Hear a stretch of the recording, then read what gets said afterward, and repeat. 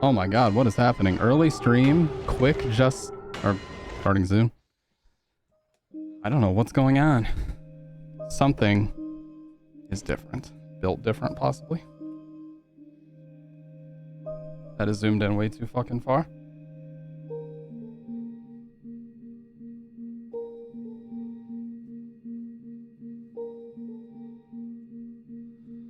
Boom, boom, boom, boom. All right. Fuck yeah.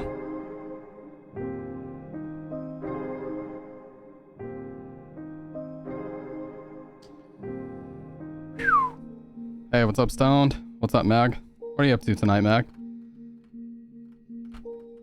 You haven't told right. You're not giving me proper credit. Are you not giving me fucking credit? Yeah, I'm just letting you know that credit is due. Okay, and it's due yesterday. Fucking bill, man. It keeps coming unflattened. I gotta tell you guys, this is my new favorite hat, easily. Just got out of the shower. Feeling very good. Got the cool air going. The proper hat. I've been living this life for almost a month. Appreciate it. Hey, I'm not sponsored, but I like it. Is it hollow? Nah. I wish it was, but nah.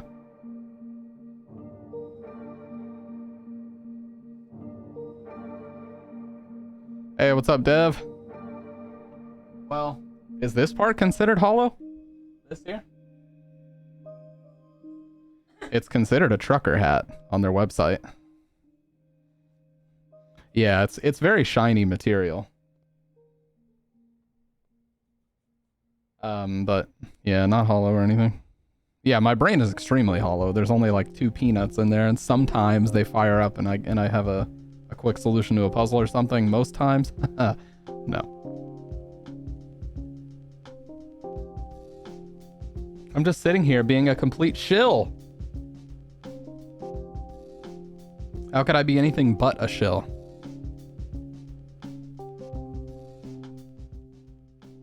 Personally, I don't know. But I do have coffee. And I'm feeling very good. I have another very high profile meeting that I have to lead tomorrow for my job, and I will be doing it in here. Not the Liquid Death hat, though. I have a company hat I'll be wearing. Coffee. Yes, I do have coffee. Yeah, so I can show off my little booth. If you guys don't know the story behind that, one of my... Well, he's not just my boss, he's my boss's boss. So this dude is 2 levels above me in my current position. And I interviewed for a supervisor spot a few months ago. And some guy, or this guy who's my boss's boss, was like, "Oh wow," real name. I didn't know you had such a setup. He's like, "I like your little booth." Swear to God. Little fucking booth. Are you kidding me? Okay, first of all, it's a corner of a room. I'm building my brother's new PC. He's got a 4070 Ti. Holy, it is big. It has a bubble level on it. I don't care if that's a normal thing. I've just never seen it before. My padded asylum. True. They won't let me out, dude. They said, you're not coming out of there until you commit to at least a 4-hour stream. After working all day. And that's just right out. I have problems. And I need to work through those problems with you. That booth comment gave you a reason to live. Oh, trust me, I know. You giggled about that endlessly for so long. And you're still giggling about it. I guarantee you're snickering right now. I bet you're snickering to yourself right now, aren't you, Meg? But you know what? It's getting old.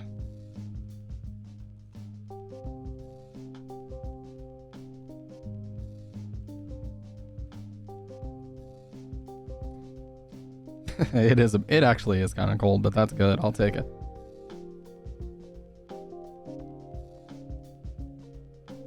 But yeah, this is my new favorite hat. Just the shape of it, the way that it fits, the way this is not completely flat. So who would have thought all these years I was looking for the shape, and it's called a fucking trucker hat. For a dude who, at least when I'm on stream, is still in his emo phase, I had to go with a goddamn trucker hat. Who would have thought? Only on stream though. When I'm not here, I'm very professional. And that's the truth.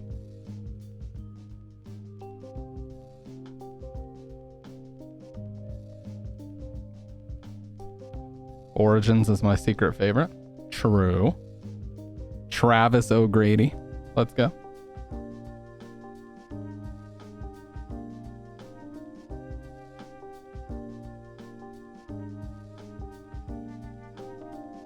Oh yeah, let me turn my fan off really quick because it's loud as fuck. And then we will quickly get into the content. I'm not in the business of wasting anybody's time. Kind of.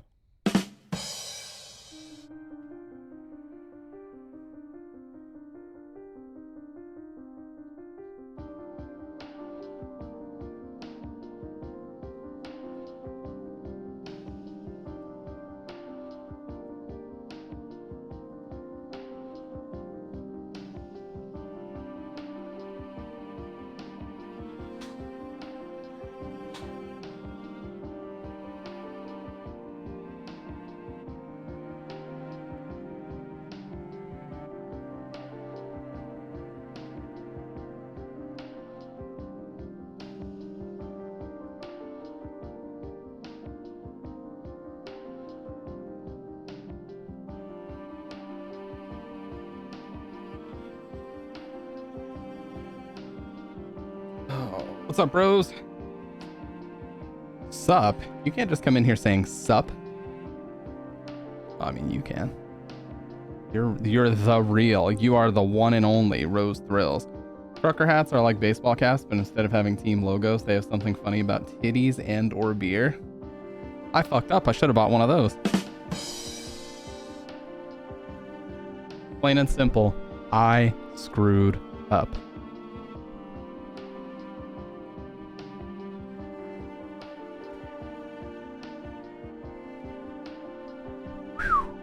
$100.3K. Oh damn. What are you gonna redeem? Main? You're not. No. It's your first time now, you know. True. Gonna keep saving. You had a liquid death today. They're so good, dude. I've been on the sparkling tip here lately. I'm drinking a sparkling right now.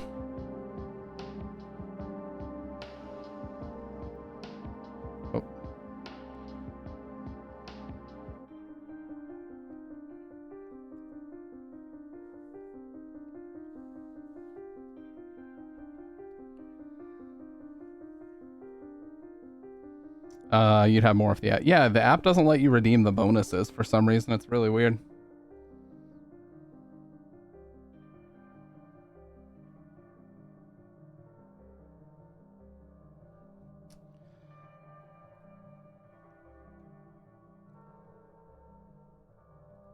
Posting art in the art and writing channel is unacceptable. Rule number 1. Just kidding. It was all just a joke. Alright guys, so this stream title is Nightmare Fuel. If you're unaware, or you have not seen the Nightmare Fuel segment that we do on this stream, it is where I watch videos deliberately designed to give me and or other people nightmares. And usually I'm the only one that ends up with them. But you know what? That's okay. That is A-okay. Oh yeah, we're throwing it back. We're throwing it all the fucking way back, dude. Usually I'm the only one that ends up with nightmares from these, but that's A-okay. I'm used to it. So, the first person we always check is Mr. Nightmare, because he's the GOAT of scary entertainment on YouTube. We have here, oh, we've got a stack here. We've got disturbing true high school stories, which I may not be able to watch because that might involve like shootings and stuff. Prom night horror stories, police horror stories, and gas station horror stories. Which should we watch? I have a question. Which should we watch? Here is our options. Oh god, please don't tell me. Okay. I thought it was actually gonna fuck up. Here's our options. Yes, I was watching someone play a game of Skate. Okay. Sue me. Why is my chat over here? Oh, I know why.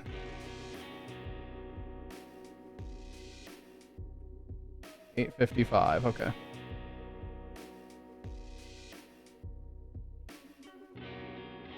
Boom. Okay, that should be exactly where it was before. So perfect 5 lines of chat available there. Okay, well, my camera is quite small. I just realized that it's like way smaller than it used to be.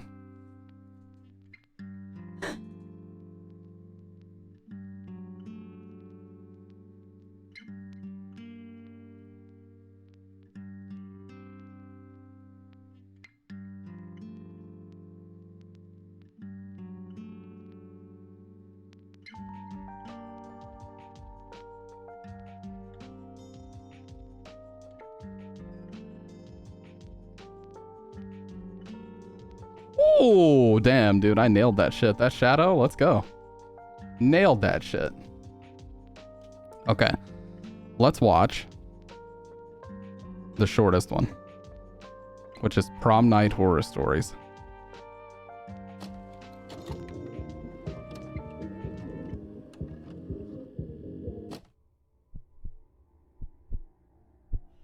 It was senior year. I had just recently started dating my fiance Mark. We were approaching the end of the school year, and so prom was coming up. I didn't really know if I wanted to go, because I had just finally changed all of my contact info, and my family... How does this guy not have the best voice? Dude, I just wish. All I want is a voice as naturally deep as one like this. That's all I want, okay? I don't ask for much in life. We moved to a new house because of my old stalker ex, Daryl, who's 4 years older than me. I was 18 and he was 22. We met when I was going through a rough time in my life. Long story, but he turned out to be a psychotic asshole. He got kicked out of the army and started doing hard drugs like heroin. I distanced myself from him as much as I could, but he was relentless. If only we will be blessed to have Chill's voice. Yeah, seriously. Number 15, Burger King foot lettuce. The last thing you want in your Burger King burger is someone's foot fungus. But as it turns out, that might be what you get. He attempted to break into my family's home at least 3 times, and I had to get a restraining order against him. But my family was worried for me, and for all of us, so we had to move to another house. Appreciate it, so I've been working on that one. Posted the art. Soy sauce victim? Oh no. I like the radioactive caution in between though. It's like Knuckles the Echidna, dude. Reason I was hesitant about going to prom was because I knew my ex Daryl knew about it. Why does he say Daryl? Going to my prom together. Ever since our move, my friends would drive me home and make sure we weren't followed. I really lived in fear. I was scared Daryl would show up to the prom venue and try to find me. Mark has always been very understanding and supportive, and he assured me he wouldn't tell me to go to prom if he didn't think it would be safe. He made me feel comfortable with it. We and our friends went in a limousine together to the venue, which was a fancy catering hall about 30 minutes away. We all sat at our table and had food and just hung out for a while. Some people went to dance, Mark and I included, for a while. I couldn't help but be paranoid for a while that Daryl was in the building somehow. One of Mark's friends handed me a little shot bottle. You know what this reminds me of, by the way? Have you guys ever heard of the video called Bounce by the Ounce? It's like one of the most famous British YouTube videos ever. Have you guys ever heard of that or no? I might be the only person here. And if so, I'm old. Of vodka and told me it would calm my nerves. I drank it in the bathroom and almost threw up, but within half an hour it really did take the edge off. A few hours later, our group wanted to leave for what's called the after prom, where you basically start drinking and continuing the party elsewhere with your friends. As we walked outside of the venue to our respective rides, I saw one car parked in front of the venue that didn't have its lights on. It's Daryl. I didn't know what Daryl drove at that point, or if he drove, but I saw someone sitting in it. They had a baseball hat on and were looking down, so I couldn't see their face. I pointed it out to Mark.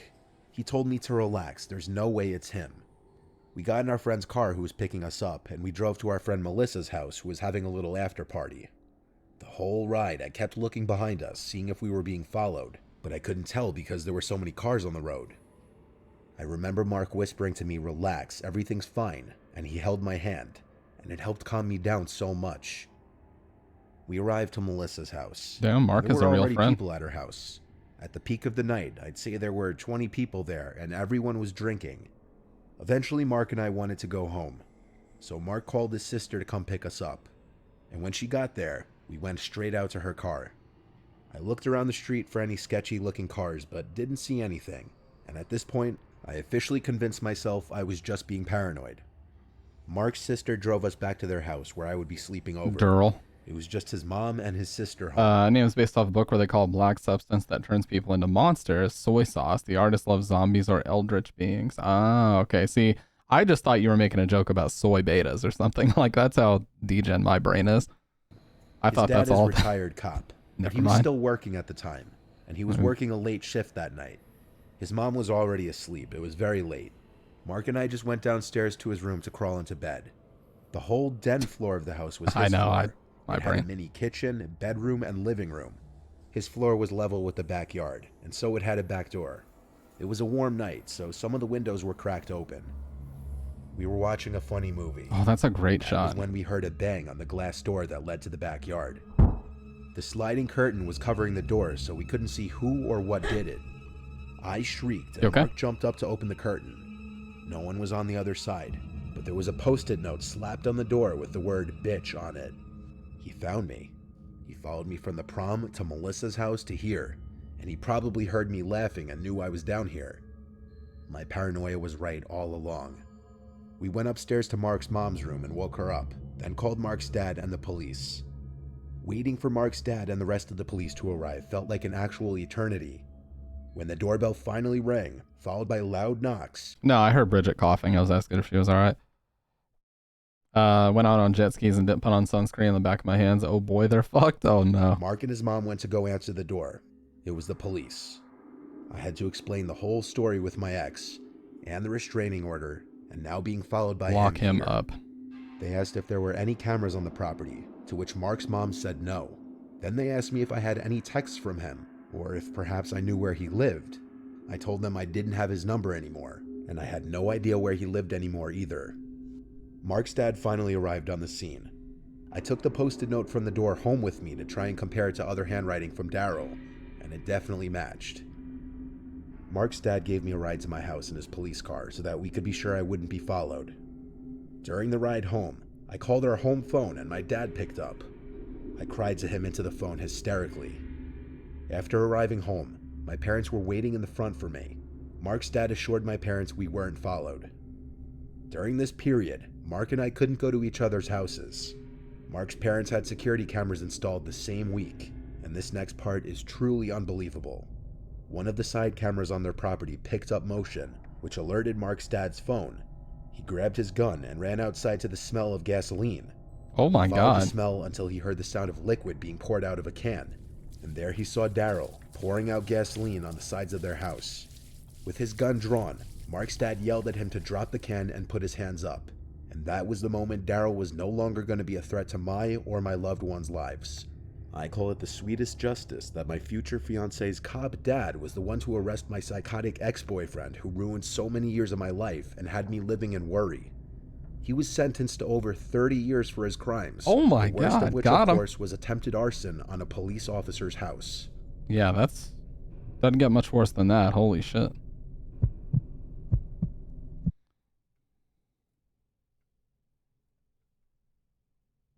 I was about to say something. Oh my god, my brain, dude. I was literally about to tell the story of something. And I completely forgot what the fuck I was gonna say.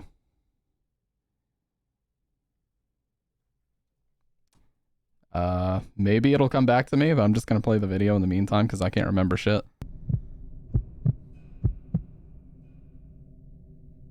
It was 2017. I was 17 getting ready for prom. And of course, girls have it harder because instead of the guys who just rent the same tuxedos, girls have to find a nice dress that they're going to keep. And of course, prom dresses aren't cheap. if you want a nice one. Hey, appreciate that, My Jordan. parents didn't want to spend 14 months. Damn, dude.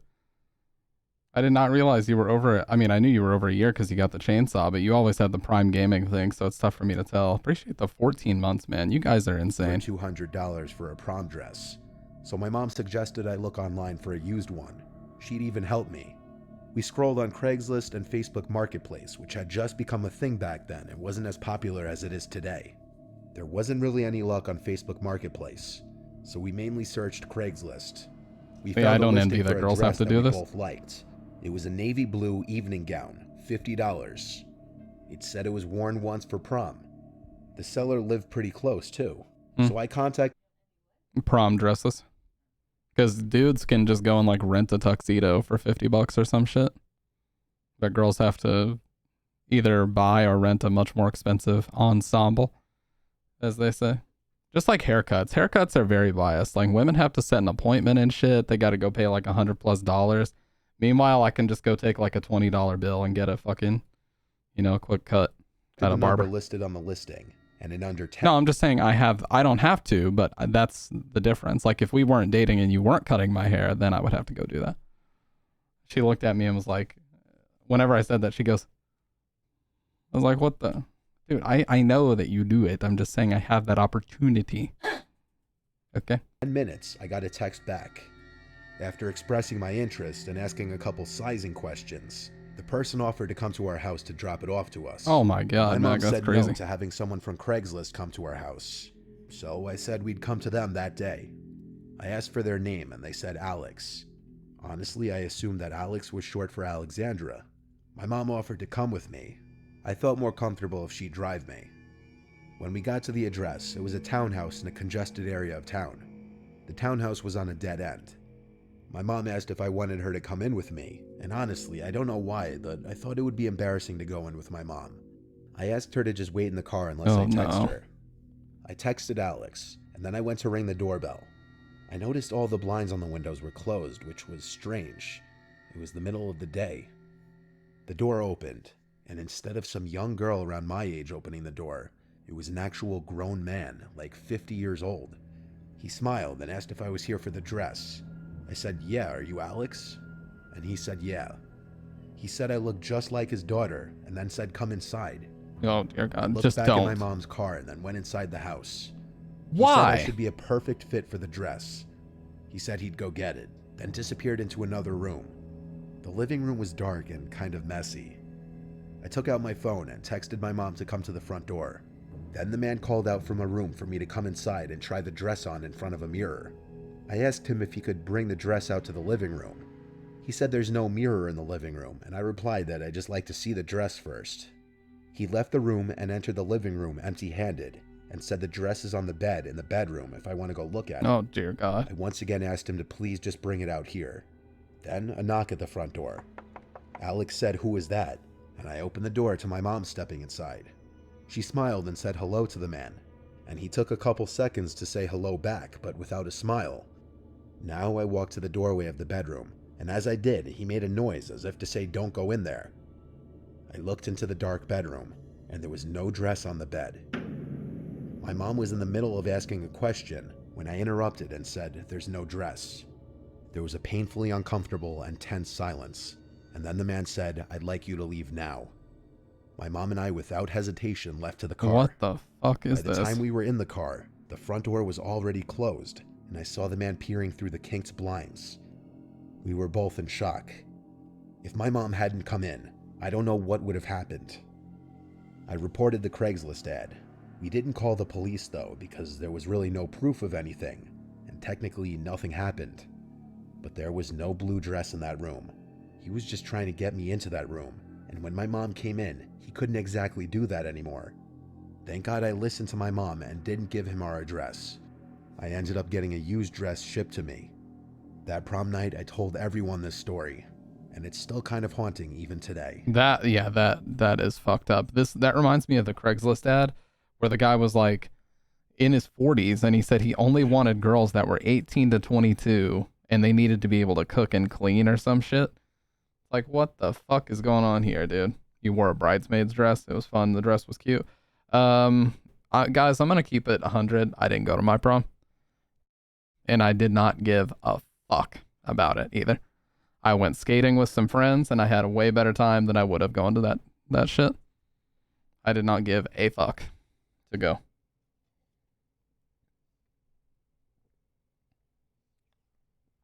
Not just because I was trying to be edgy. I just genuinely don't give a fuck about school dances.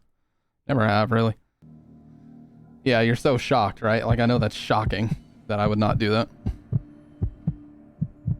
School dances just seem like so much my thing, yeah. Class, there was a kid named Joshua that moved to our high school during freshman year, so I guess he had a hard time. Shout outs to the Spanish language Little Caesars ad I just got. What's up, rats? Paid $500 for my senior prom dress and wore it for 4 hours. Yeah, that's the thing. Rats, we were just talking about the bullshit differences for men and women when it comes to things like prom dresses, prom attire in general, and haircuts. Mag said she had to pay like $200 to get her hair done and colored and everything, and had to just now pay $500 for a senior prom dress she wore for 4 hours. Meanwhile, you can go like rent a tux for like $50 a day. I mean, all you need it for is one night anyway, and then you can get a haircut for like $20. That's fucked up, dude. Breaking into any of the established friend groups. He had a few friends here and there from what I know, but he wasn't part of any white, particular purple with a black groups. ribbon. Yeah, ribbons are cool. Then something really awkward happened one day during lunch. I had already asked my date Natalie to prom, and she said yes. At lunch, we had a table of mixed... What the fuck?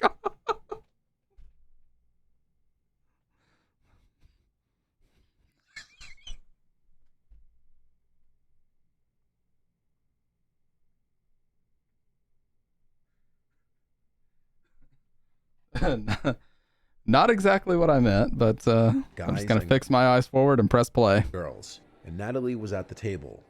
Here came Joshua from whatever table he was sitting at, and like an awkward scene out of a movie, he tapped Natalie on the shoulder and asked her to prom. The whole table went silent except for one kid who cheered sarcastically. Oh, my face is red. Natalie laughed in clear discomfort and said she's already going with me. I felt the secondhand embarrassment. Joshua looked at me, and I didn't know what to think of the stare he gave me, but I could tell he was humiliated. He left without saying a word, and everyone laughed loudly. Wait, so he asked this girl out to prom and said she's already going with me. Oh my God. Secondhand embarrassment. Yeah, that sucks. Joshua looked at me, and I didn't know what to think of the stare he gave me. Oh my God, that was the worst too. When it was like a few weeks before prom, and all the dudes would do that shit where they would like go into a room with flowers and start singing or some shit, or they would bring like a giant poster asking girls to go to prom. God, it was so cringe, dude. But I could tell he was humiliated. He left without saying a word, and everyone laughed loudly. It was a horribly uncomfortable scenario all around. While I felt bad, I couldn't help but slightly laugh too. I mean, I have no idea what he thought was going to happen, especially with such a large audience of dudes at the table too. We watched as Joshua actually left the cafeteria, and the teacher on lunch duty actually chased after him because you weren't allowed to leave. Dude, I do not miss these days. Holy shit. My cafeteria was just like this. Just the fucking long ass benches everywhere, as far as the eye could see. Without a pass. But Joshua never came back into the lunchroom. I still wonder where he went from there. On prom night, we had our group of 10 in the back of the limo. The same 10 of us sat at the table together when at the dance. Everything was going as prom should. But then, eventually that night, one of my friends told me, "Don't look now, but Joshua's at that table eyeballing you." I waited like 10 seconds before looking over, and I saw Joshua shooting a dagger at, I guess, Natalie and I. I decided I'd go talk to him, but as I walked over to him, he got up and hurried away out of the dance hall. That was super weird, but I wasn't going to chase after him. I went over to the table he was sitting at and asked a couple of the kids if they came with Joshua, and they said no, he kind of just sat there randomly and wasn't saying anything. I went back to my table and Wait. You guys hear the song? That's Clarity by Zed featuring Foxes. Typical high schooler, I told the whole table. It was definitely pretty freakish. After prom, Natalie and I left with a friend who drove to go to a diner to eat a bunch of breakfast food at like 12 a.m. After that, we went to our friend Anthony's house. He had a massive backyard right next to a nature preserve, and he had a really cool fire pit. So we all circled the fire pit with a speaker playing music and some. No one asked me out to prom, and I didn't ask anyone out. Still had fun. Yeah, I mean, a lot of people just go with their friends, and that's awesome. Literally went to prom for the fucking food. Yeah, that song is a whole ass mood. It is. Drinks. I love her vocals in six it. of us total. Anthony, sitting across from me, I'm into pointed pop out to the woods trash. and said he saw something in the woods. We all looked over, of course. We looked at the woods for a while, but when we didn't see anything, Anthony basically said, "Aight, whatever." We continued to hang by the fire pit for a while. Eventually, one couple left, so it was just Natalie, Anthony, his date, and myself left. Anthony was mid-sentence when he stopped speaking abruptly. I said, "What?" and I turned around and saw someone walking towards the light of the fire from the woods. It was someone in a tuxedo. He said to us, "Don't get up." As Oh my he got God. closer, we realized it was Joshua. He was holding a hatchet or small axe. What the fuck? It looked like he had been crying, but he also looked angry. Anthony and I told him to please put the axe down and just talk. Joshua yelled at us to shut up, and he made us turn the music off. He began a rant about how soul-crushingly embarrassing what happened during lunch that day was, and how he had been too embarrassed to come back to school after that because he thought it had been spread all over the school, but it really hadn't, and we tried to tell him that. Anytime we tried to speak, he'd scream "shut the fuck up" louder and louder, and he'd begin to raise the axe, kind of. He then directed his attention to Natalie and started going on about how he thought she was gorgeous, and that she would only make fun of him with her friends, which again, that never happened. All these things only happened in his head. During this time that he was talking to Natalie, Anthony was low-key and texted his dad something like "bring the gun to the backyard," making it clear we were in danger. Anthony's dad came out to the back door and yelled, "What's going on?" with his gun in his hand. Joshua stopped talking, and I could see he was deciding in his head whether to run or not. He dropped the axe and ran back to the woods. Anthony's dad came running over with his gun, and we all four of us couldn't tell him what happened quick enough. His dad said not to touch the axe, leave the fingerprints on it for the police. That hatchet, axe, whatever, was eventually the key to prosecuting Joshua after a few days. Joshua had already been arrested, and so his fingerprints were in the system, and they matched the fingerprints on the axe. But when all four of us decided we didn't want to press charges on Joshua, it was too late. By that point, he got charged criminally. Good. Anthony's friend said it was for menacing in the 2nd degree. He didn't serve any jail time. I found Joshua on Facebook shortly after this and reached out to him with a sincere message, not attacking him at all, and he read it. He never replied to it. I saw Joshua one other time in the halls that year. He didn't look at me. None of us ever saw him again after graduation. Man, he is such a great storyteller. I don't even give a fuck if these stories aren't true or if they're just on Reddit or whatever. He is such an amazing storyteller that I am just pulled in to the way he tells stories. Like, I aspire to be able to make videos like that. He's just so good at the pacing, the cadence, and the way that he just builds the whole story, you know, the narrative around it and the context and everything. It's so great. My boob band-aid is always giving me trouble. It sits right there in the boob crease and always moves. Oh, yeah. I was confused for a second. I know what you're talking about. If I remember correctly, I went to see Knocked Loose instead of going to prom. See, Knocked Loose is not a band that I would picture you going to see. Now, Pig Destroyer, yeah, but Knocked Loose, not so much. I feel like Knocked Loose, I don't know. I'm one of those people who goes places to food. I don't even think my prom had food. I think ours was catered by like Cracker Barrel or some dumb shit. It was really bad, whatever it was. That's what I was told. Okay. See, my class was fucking weird, and they got in trouble for grinding. You know, the dance grinding. It was popular at the time, and so everybody would do that. So, I mean, they ended up, like, canceling a whole ass school dance because people wouldn't stop grinding. I'm like, what the fuck is this? This is why I don't go to these dumb fucking things. Hey, it's the South, Mag. It's the South, okay? And they got some good ass Salisbury steak. That's all I'm saying. First concert was Linkin Park. Nice. My very first concert ever was probably around 2010, and it was Warped Tour in Cuyahoga Falls, Ohio. And then I went a couple of years after that, and then I was dating some girl, and I bought her Sleeping with Sirens and Pierce the Veil tickets, and then we broke up shortly after I bought those tickets, so I ended up giving them to the next girl that I was dating, and when that girl found out about it, it didn't go over very well. We'll just say that. But that is where I got my hat. Here's the Veil hat.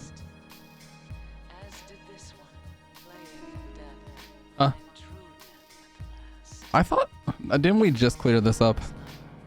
She pierced a heart rent by sorrow.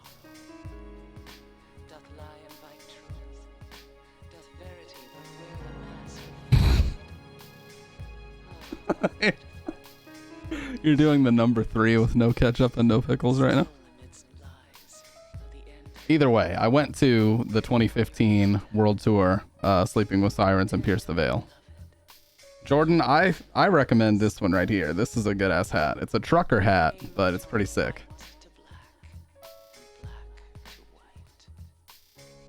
But when the way that Bridget cuts my hair now, it's kind of conducive to wearing hats anyway. Like, it's buzzed down to literally a 1 on the side, so there is like no side or back. There's no, it's all buzzed down. The only thing that's long is the very top. It's like a disconnected undercut kind of. But yeah, so that didn't go over very well. I definitely received some death threats over that from her and her new squeeze after that whole ordeal. Oh, that was also the same guy that tried to slash my tires. Good times. Good times in the South.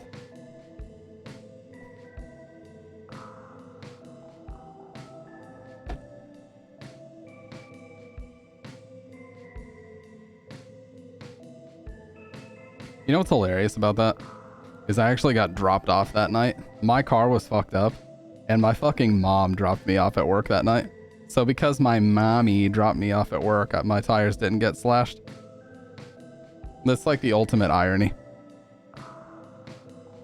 Not so much ironic, but it's just funny that something that I would consider, or a lot of people consider uncool, actually ended up saving my ass that night, so. I don't know why I got on this topic. I'm sorry. I go on these tangents of things that aren't even remotely relevant. I just start speaking and I don't control my words. That was an excellent video, though.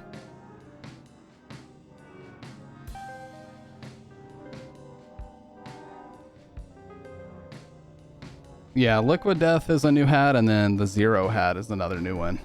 Zero skateboards, but the Zero one is not the best. The shape of this one and everything about it I think is perfect, so I'm probably gonna wear this one for quite a while. I thought you said I need a new hat. All right.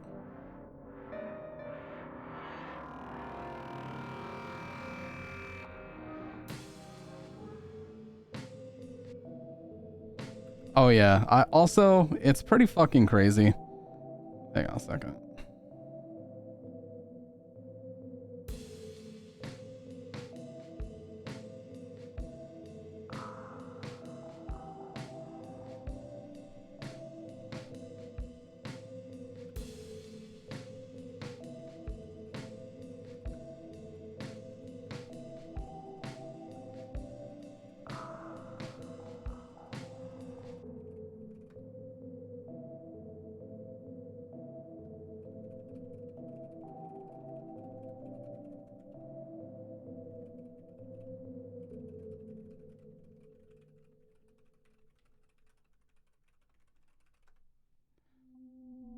I've been rocking a fitted trucker. Dude, trucker hats are the shit. I guess trucker hats are my favorite kind of hats. Who would have fucking thunk, you know?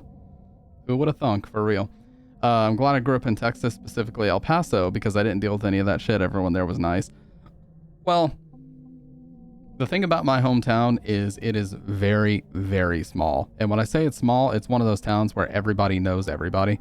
And so anything that happens, by proxy, everybody in your age range also finds out that it happens. So dating, you post stuff on Facebook, and then all of a sudden this giant fucking group of people in your hometown know about who you're dating and everybody knows where everybody lives. And it's just fucking stupid, dude. So like you have one person hang out with you and they tell fucking 30 other people where you live, and it just eventually becomes that everybody knows where you live. It's just one of those towns, you know, way too fucking small for its own good.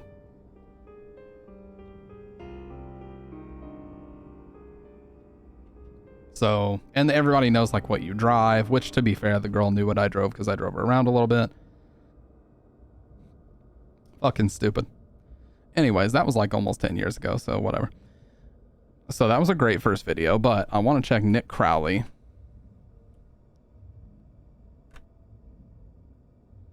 Well, we went to this church, I think it was called Apostolic, I think was the name of the church, and they asked my dad to leave because he had a full beard, and Apostolics believe that men with facial hair are damned to go to hell. They also believe that women who wear anything but those long denim skirts are going to hell. And even though my mom and my dad are both religious, they still were able to take a step back and say, okay, this is ridiculous, we're not coming here anymore.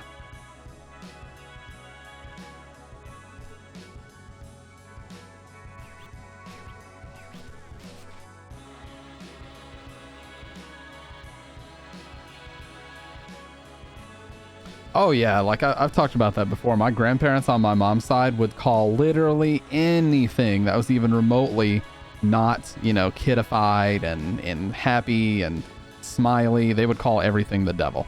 And I told this very recently of like, I went to my grandparents' house on my mom's side because she's from the South. And they live in what people in the South call a holler, which is like a break in the road that goes into a hill. And you find literally like Texas Chainsaw Massacre ass families, like people that are so backwards, they have no idea how the world works. And they're just stuck in like the 60s and the 70s, like the way that they live. I mean, these people literally, they're drinking out of like wells. I mean, it's that backwards. Drinking out of wells, snakes all over the fucking place because they're just like in the wilderness practically. They've got like log cabins and they have to get firewood. I'm not even kidding. That's what my grandparents on my mom's side, that's pretty similar to how they were living.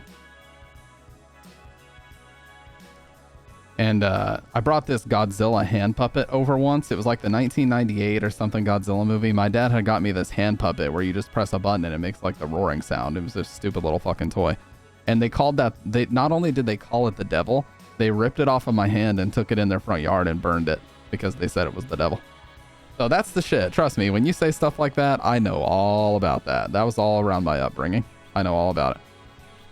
All right, so Nick Crowley has a video here called Mr. Swirl, the internet's most disturbed user.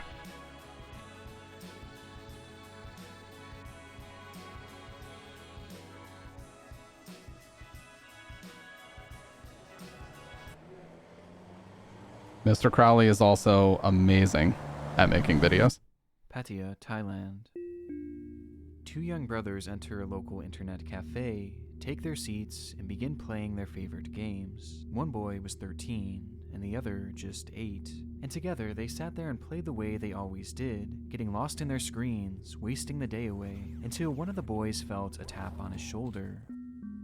Standing there beside them... Should have burnt the house down and said, "You're releasing the demons." Oh my god. Yeah, there was a lot of weird stuff that happened. Like, and they were good grandparents in the sense that they did care about us, and they would like, you know, they would always make a ton of food and it was always a good time. But at the same time, they would do a lot of weird shit like that. And I remember one time they like forced me to sing like gospel music, which is, you know, I was young at the time. It didn't bother me really. But you know, they would straight up force me. Like, they would not allow me to say no. They were just like, "You are going to do this." And it just made me really uncomfortable the way that they would do it. Alternate watch. This game has been released in an unpolished / semi-unfinished state. Can be completed, but lacks certain content and features originally planned. a Mandela catalog themed I'm on observation duty type game. Report anomalies until 6 a.m. to beat the game. Development for this project began February. This game is not download. 844 megs, dude. Do you think I'm just made of storage space? Are you freaking kidding me right now? Yeah, we'll give it a shot. Oh, .zip or .rare. The stress, dude. The concern.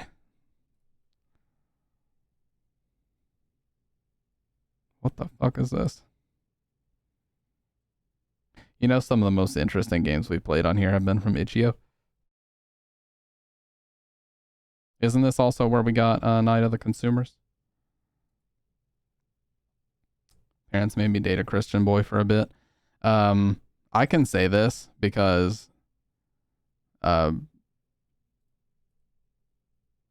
because Bridget is not affiliated with him anymore at all. But her uncle, she had an uncle and a stepdad who were incredibly racist. And I 100% guarantee he wasn't your uncle. Well, he was your stepdad's brother. Yeah, so not your uncle. Right.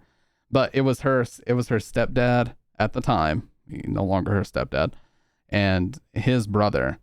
I was over as well. And I remember we had just finished a night of work. We were both doing night shift. And I came in and we made coffee with her K-Cup machine.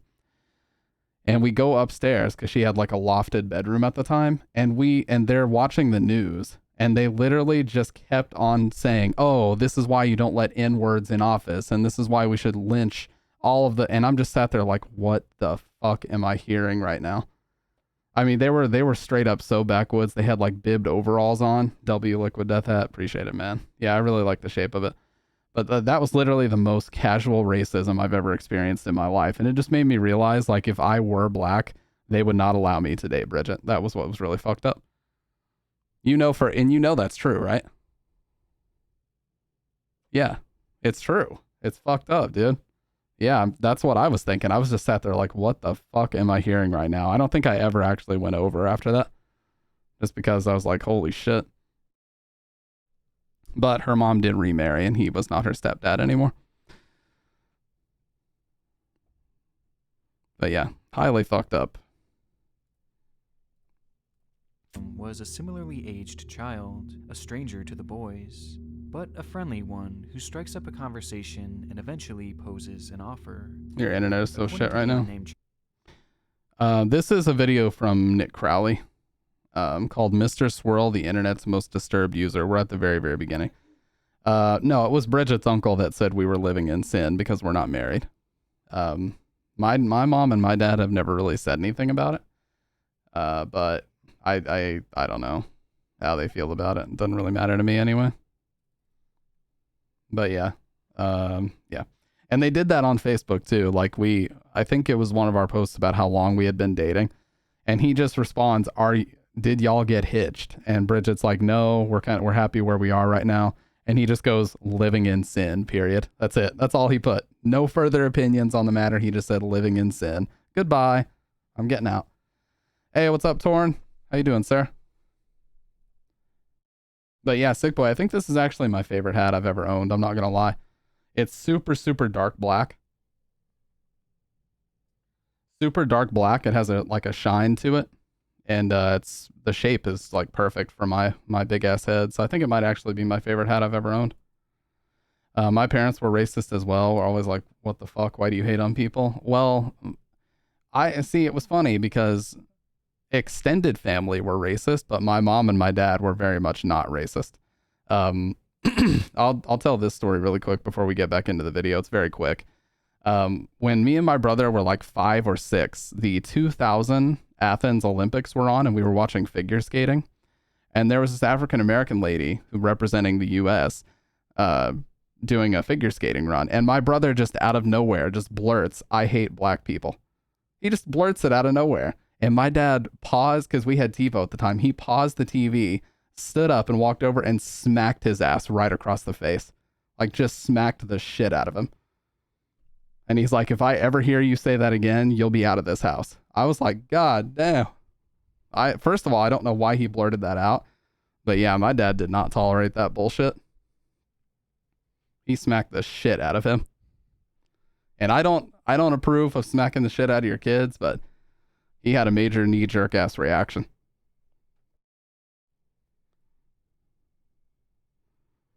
This cemetery concert. Oh, dude, he's touring now? Cemetery fans are stereotyped as being the most antisocial, filthy, and unmannered kids to ever grace the earth. It's always Truey jeans, dude.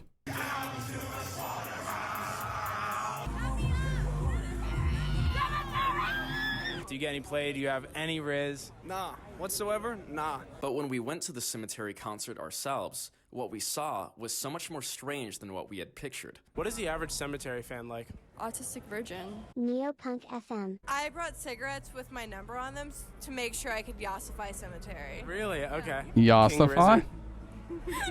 Are Haunted Mountain fans as weird as they seem? Hella weird, bro.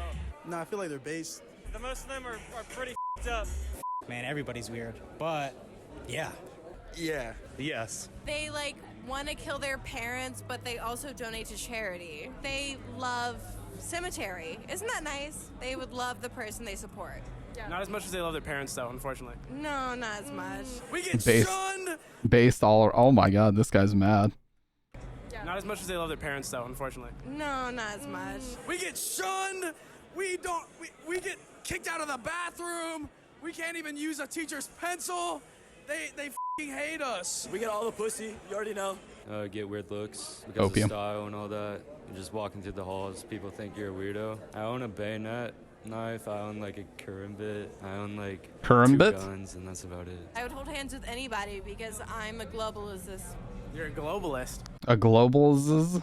The fuck? Is she drunk already? That's about it. I would hold hands with anybody because I'm a globalist. You're a globalist. 100%. Okay, are Haunted Mountain fans globalists now? All of them. Okay. They love globalization. Yeah, okay, cool.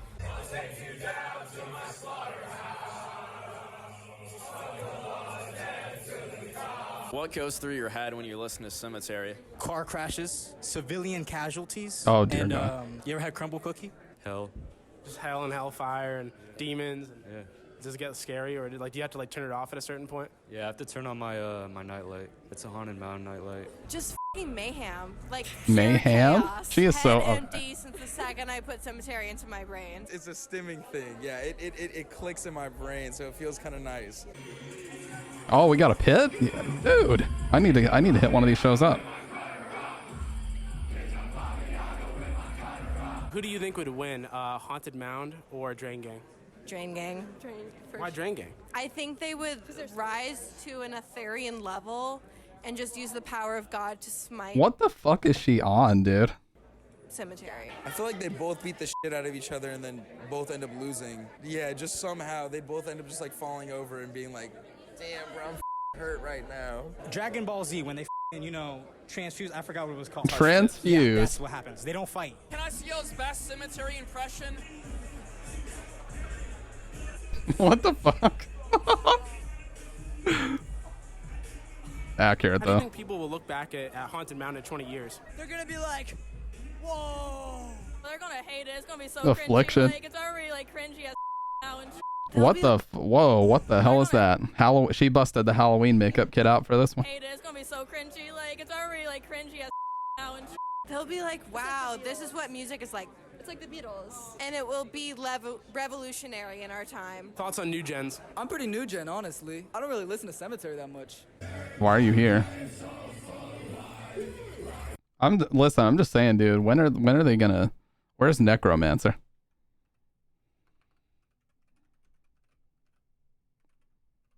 Yeah, we need Necromancer live, baby. Live in Toronto, hell yeah.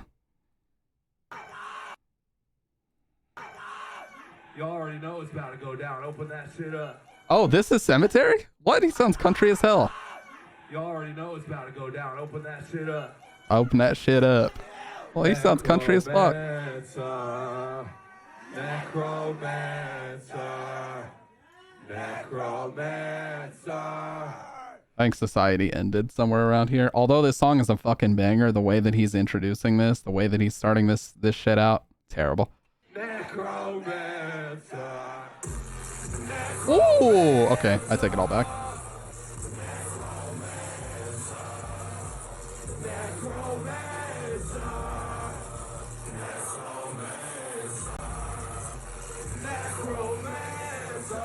That fucking belt, dude.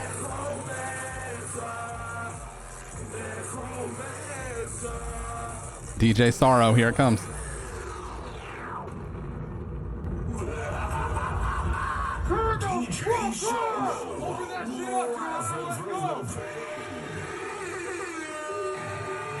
Here's the Grossum kite sample.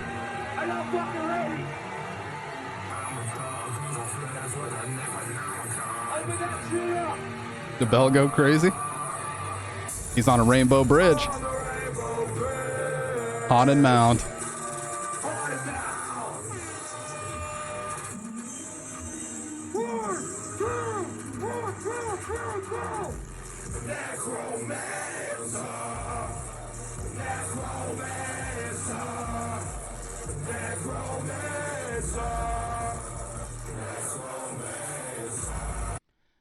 You know what? I'd love to go see a show. I'm not gonna lie.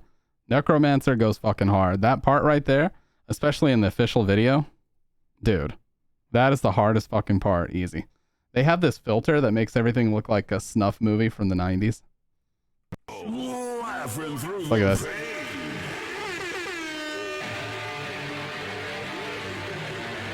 When he walks up, flashes the watch, and then steps back, it goes hard as fuck. I'm not gonna lie.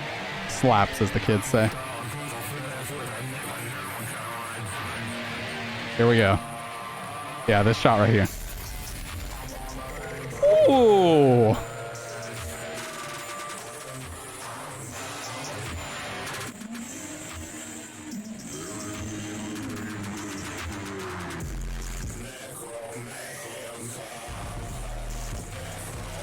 This is the only song I like.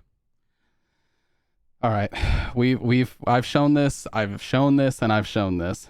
Mr. Murder Pie Shop game you played. What even is this genre? See, what I think this genre is there's always somebody that's trying to turn the dial up to 12, you know, taking underground electronic rap or taking these really abrasive, harsh, peaky beats.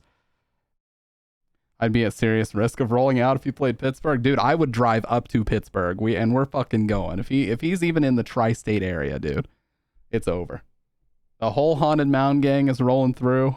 You know they're gonna be in like a beat up fucking station wagon too. And they wouldn't even do it because they need the money. They would just do it for ironic purposes. They would literally just do it for ironic purposes. They wouldn't have any qualms about it either.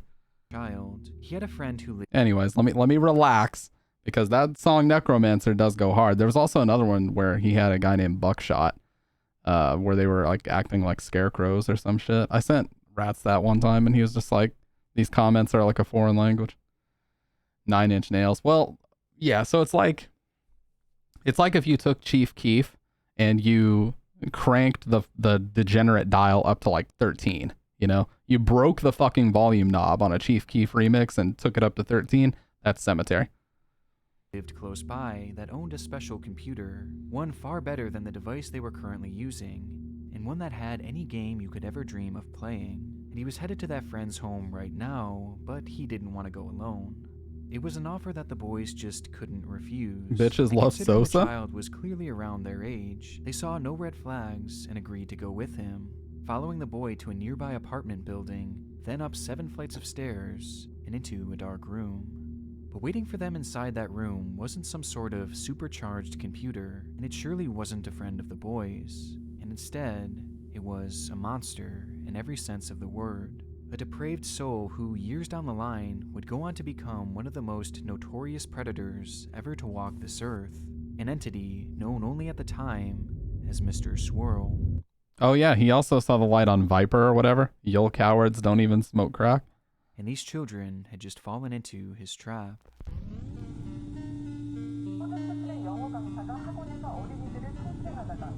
pedophile who has been the subject of a Hey, these two warnings, very important. Flashing warning.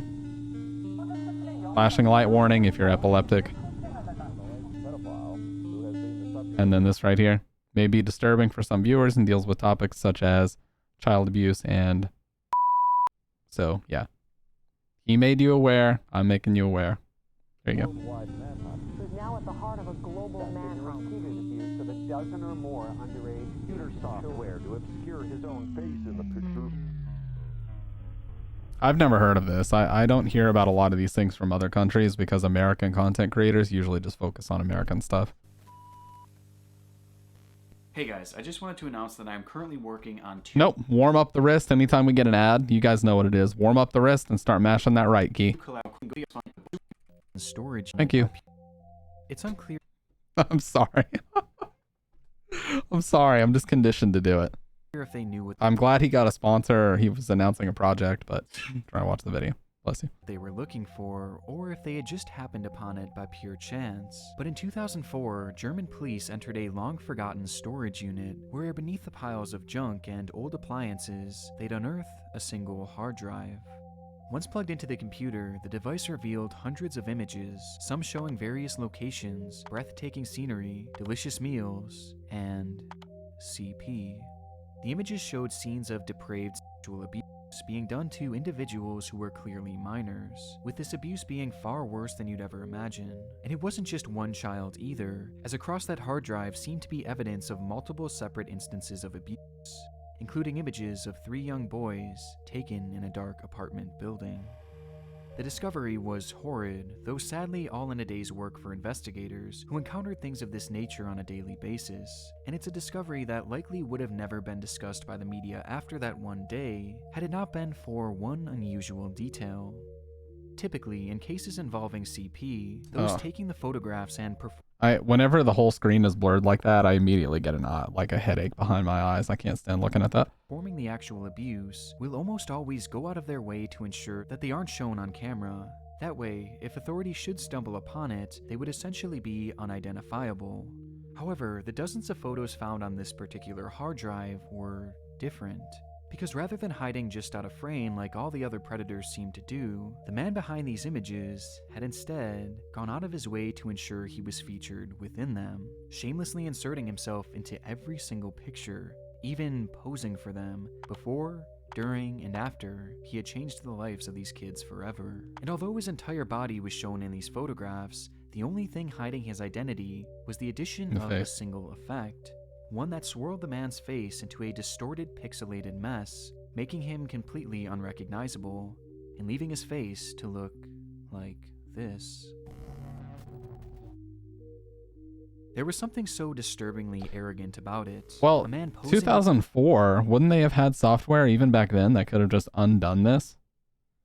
Wasn't there software to reverse engineer? Surely if there was like a Hollywood tier editing program that you could use at the time. I know there was. There was something so disturbingly arrogant about it. A man posing with his victims while destroying their lives, hiding behind only a single swirl of color, almost as if he was taunting any investigators who might eventually find these images. And given the clear indications that this man was obviously a serial abuser, and likely still out there offending, tracking this anonymous figure down became priority 1 for law enforcement in the area.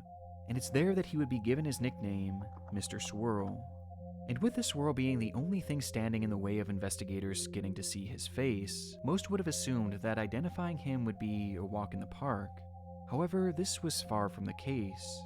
As the images began to be dissected, it quickly became apparent that deciphering the sensor was going to be far more difficult than initially thought, and potentially even impossible, as the pixels had been scrambled in such a unique way that there wasn't any known method to unscramble it. And quickly, what should have been their most valuable clue, the one that stood so tantalizingly close, became a lost cause, leaving investigators at their first dead end. Realizing that things were about to get much more difficult... Dude, have you guys seen some of the shit that the actual Reddit detectives have solved, though? It's actually insane. Like, Reddit detectives have solved a lot of missing persons cases and shit like that. I guarantee there's somebody on there who could have unscrambled that. I mean, obviously, it would be recent. Yeah, 4chan.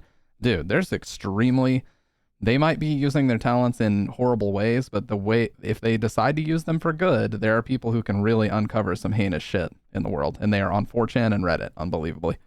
The German police enlisted the help of an agency known as Interpol, an international crime-stopping organization with a special unit dedicated to resolving crimes against children. Interpol immediately began to get to work, attempting to decipher the photos in a different way, this time by using context clues in the pictures to track down where exactly they were taken, which in turn could tell them where this man was from and where the abuse was taking place. But this too unearthed yet another problem. The first batch of images was discovered to have come from Cambodia, but the next showed evidence that the man was in Vietnam, and then in Thailand, and potentially even South Korea as well. Rather than gaining clarity, the locations of these images instead made the search even wider, as the man was seemingly traveling from country to country, committing his crimes and then fleeing, thus never staying long enough for law enforcement to catch up with him, making it completely unclear to investigators where he was actually from. And given just how vast his travels were, at this point, it was realized that Mr. Swirl could be anywhere. Wealthy. Yeah. A moving target, so to speak. I was going to say, not only is he anywhere, he seems to be somebody with either a lot of power or a lot of wealth at his disposal. And an active one as well. What should you order for dinner? See, knowing you, sushi. During the investigation, which would later be dubbed Operation Vico, in reference to Vietnam and Cambodia, which seemed to be the main sites of his abuse, investigators made a disturbing discovery. That Mr. Swirl's photographs were not exclusive to just that hard drive, as photo after photo began to appear on various online forums, with all of them featuring that disturbed, swirling face. The images were shared across the web seemingly straight from the man himself, and were sent out to various predatory groups that were filled with individuals just as sick as he was. Within these groups, it was considered a badge of honor to show your body and face within the content you made, thus leading to the sender becoming well respected among his peers, which showed us two things. Yeah, see, this was back when the internet was fucking scary. In the late 90s and the early to mid 2000s, this was when the internet was actually fucking scary. You didn't know who the fuck you were dealing with. It was all just screen names. It was literally all just screen names, dude. If I had to order food for you, what would I order? Chipotle. I would order a barbacoa Chipotle burrito for you, Rose. You can't go wrong. One, that this was likely the reason. Don't know what I did to deserve all this stream buffering. Yeah, I'm not dropping frames. My bitrate's at 6K. My settings haven't changed, but fuck your ISP.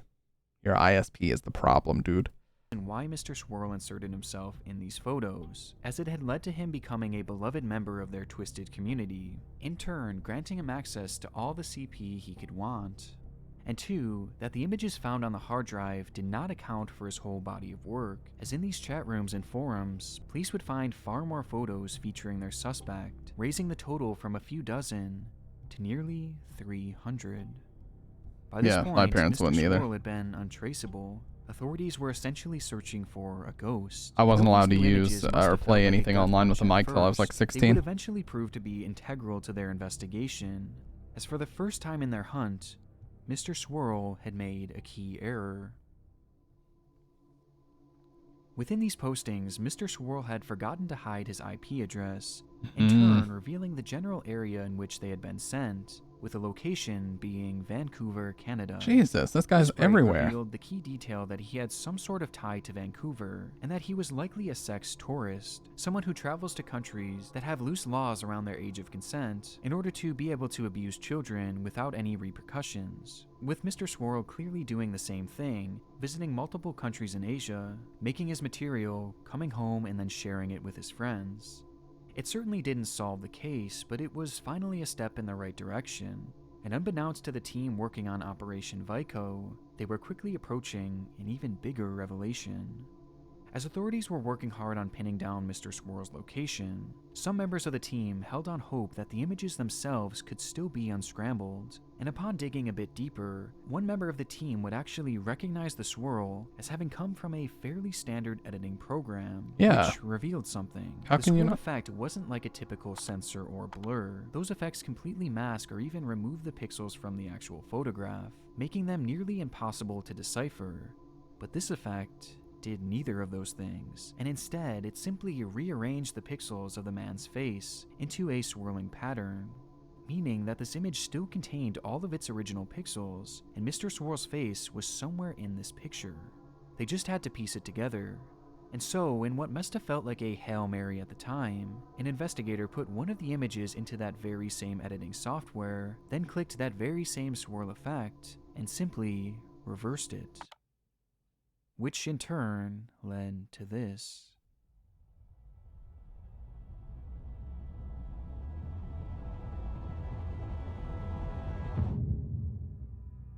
In an investigation that started all the way back in 2004, finally, Mr. Swirl's face was revealed with a single click a whole 3 years later. Yeah, how is it that confirming hard? Not only what the man looked like, but also that it was truly just one man behind the swirl. And now, all they had to do was find him. Interpol first started their search by sending this man's image to every single police station the network had access to, asking if anyone across the world had a criminal in their database who might match this photo. Didn't have to fear the internet. Yeah, like sites like this were all over the place. They were fucking crazy. Like the internet was really, really fucking crazy. Before social media, where you actually knew who you were talking to, at least most of the time, obviously catfishing still happened. But at least most of the time, you had at least somewhat of a clue who you're talking to. It was like the Wild West. It was fucking crazy. But this attempt would fall flat, indicating that whoever this man was, he likely had no prior criminal record.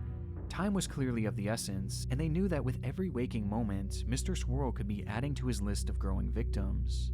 And wanting to act fast, Interpol made a fairly unprecedented decision. They reached out to every single major news outlet across the world and asked them to show this man's face on their broadcast to help bring this predator to justice. Additionally, the images of Mr. Swirl's face were also Hey, what's up, plastered Kendo? in all corners of the That internet. was Spellbinder. And within just one day, the story was quite literally everywhere. What started as a small search for an anonymous man had become an international manhunt overnight. And within just hours, Mr. Swirl would be anonymous no more. Oh, it said Neil. Is it normal for some unpopped kernels to remain in a fully popped bag? It is normal. Do not reheat unpopped kernels or reuse bag. Do not use popcorn button. Do not pass go. Do not collect 200. What's up, Streaming Fist? Long time no see, dude. Yeah, old school forums were cool. Like I used to browse the GameFAQs forums and shit, but Enemy from Batman Beyond, yeah. I would browse like GameFAQs forums and shit. Nothing super interesting, but yeah, forums got replaced entirely by Discord. Discord has completely replaced them because it's like a bunch of people chatting live about stuff and even in voice instead of just, posting and waiting for the next reply and all that. More. Top news story this hour. The worldwide search for a suspected pedophile is concentrated in Thailand this morning. We now know the suspect is a Canadian. The CBC's Michael McAuliffe reports from Bangkok. This morning, Interpol announced they now believe they know who the man is. He's been identified as a Canadian, 32-year-old Christopher Paul Neal. His name is Christopher Paul Neal. Not only did Neal's face and body match perfectly with Mr. Swirl, but he also had grown up just outside of Vancouver where the IP was tracked to. And he had moved from country to country across Asia in recent years, countries like Cambodia, Vietnam, and Thailand. The resemblance was so undeniable that even one of his own family members came forward to help identify him. Christopher Neal was in fact Mr. Swirl, a discovery that came with some disturbing revelations. As it turns out, Christopher Neal was actually working as a children's English teacher. Oh, dear God. Dear God, dude. The Screamo board crossed my heart with a knife 2.0. I was on Sophie's floorboard. That was a blog spot. Held in each of the countries he was discovered to have abused young boys in, making it likely that he used this position of power to lure in children from his classes to eventually abuse them and share their photos online. Along with this, it was also revealed that he had used his relationships with young boys to help lure in other children for him to assault. As looking back on the story that started this video, he had recruited a clueless child he knew to lure those two brothers back to his apartment. Yeah, dude. This Sophie's discovery floorboard was also awesome shined a back in the day. spotlight on his social media pages, and specifically his MySpace page, where he chillingly wrote, "Loving Asia, will I ever come back?" while in the midst of his abuse spree. But for me, one of the most shocking revelations was that those images that he had posted during the investigation weren't actually posted to his computer. At some point in the early 2000s, Neil had stopped home for a brief vacation to visit his family, and while there, he decided to upload all of his CP to his internet friends. But rather than using his personal device or a public computer, he instead broke into his own brother's laptop and uploaded his content there. So That way, the images would be tracked to his brother and not him, which explained why he never bothered to hide his IP address. The more they learned, the more disturbed the story became, as even at the time they discovered his identity, it was revealed that he had currently been working in South Korea as a teacher. But when the officers arrived to arrest the man, he was already long gone. Having certainly seen his face all over the news, Christopher made the decision to flee the country, being spotted in this image captured at an airport in Thailand, as he had flown to the country likely in an attempt to find refuge. Throughout the following days and weeks, his likeness would turn up time and time again in the country, indicating that he was somewhere in Thailand hiding out. And having cornered him in the region, it wouldn't take long for police to knock on the door of an abandoned house in the middle of nowhere, in which Christopher Neal happened to be hiding. This is so crazy how it's like an actual worldwide manhunt. Like, holy shit, this guy can't even flee. Bringing the multi-year search for Mr. Swirl to an end.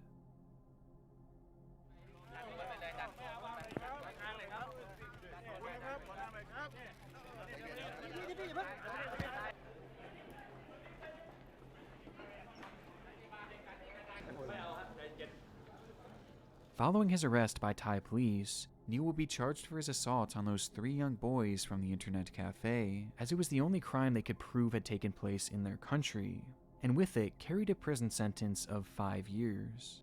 Admittedly, What? the 5 fucking years? You have got to be shitting me. sentencing was light, but the plan was to have Neal turned over to Canadian authorities after he did his time in Thailand, where they would also prosecute him all over again, with the hope being that they could do the same thing with countries like Cambodia and Vietnam, and essentially force him to live out his life in prison. However, when the sentence was completed in 2012, and Christopher was deported back to Canada, the shocking decision was made to allow Christopher Neal to walk free. When Neal was detained in Canada, authorities let him walk under the condition that he would never own a device that connected to the internet again, as well as the agreement that he would stay away from parks, schools, and also register as a sex offender. I can't for the life of me understand why this decision was made, but from what I could gather, it seemed to center around the fact that his crimes were international, and that none of his other victims had actually come forward, meaning the other countries they had hoped would prosecute never actually bothered to pursue it. And because his crimes didn't happen on Canadian soil, not much could really be done, legally speaking. And so in the end, the hunt for Mr. Swirl ended up lasting almost as long as the sentence he served. And even after everything this man did, he was let loose and allowed to assimilate back into society. Yeah, in 2012, telling somebody not to own a device that connects to the internet, yeah, that's gonna work. But this isn't where our story ends. Not even a full year later in 2013, it would be uncovered that Christopher Neal had somehow managed to purchase a computer, and also connect it to the internet. What a shock. A clear violation of his conditions. And though he claimed it was just for writing a book about his life experiences, when investigators seized the device, they would, unsurprisingly, find even more CP. Oh my god. 25 images to be exact, including 2 with his signature swirling face. As it turns out, Christopher had been using the device to contact his fellow pedophile friends, where he would even message one of his disturbed friends right after his release, saying, "The swirl liveth still," proving without a shadow of a doubt that he was remorseless about his crimes, and took pride in his new nickname. And somehow, the discovery got even worse from there, as it was revealed that a friend of his had shown him how to access the deep web and how to share these photographs in practically an untraceable way, thus allowing him to continue being active in these predatory groups, no matter what restrictions were placed on him. After Canadian police made this discovery, Christopher would yet again be arrested, and this time they had the chance to really send a message and put him away forever, as clearly letting him walk away the first time was a mistake, Yeah. as he wasn't reformed even Yeah, now they have to desperately try to save face, so now they're going to throw the book at him. Now they're going to throw the book at him. Yeah, apparently it came down to the fact that a lot of his crimes didn't take place in Canada, and his victims never came forward trying to press charges, so they didn't have a lot that could stick in Canada. So they really didn't have any legal grounds to stand on, and the other countries that were supposed to convict him decided not to pursue it because he had been in jail for 5 years, and they basically just stopped giving a shit. Lovely, isn't it?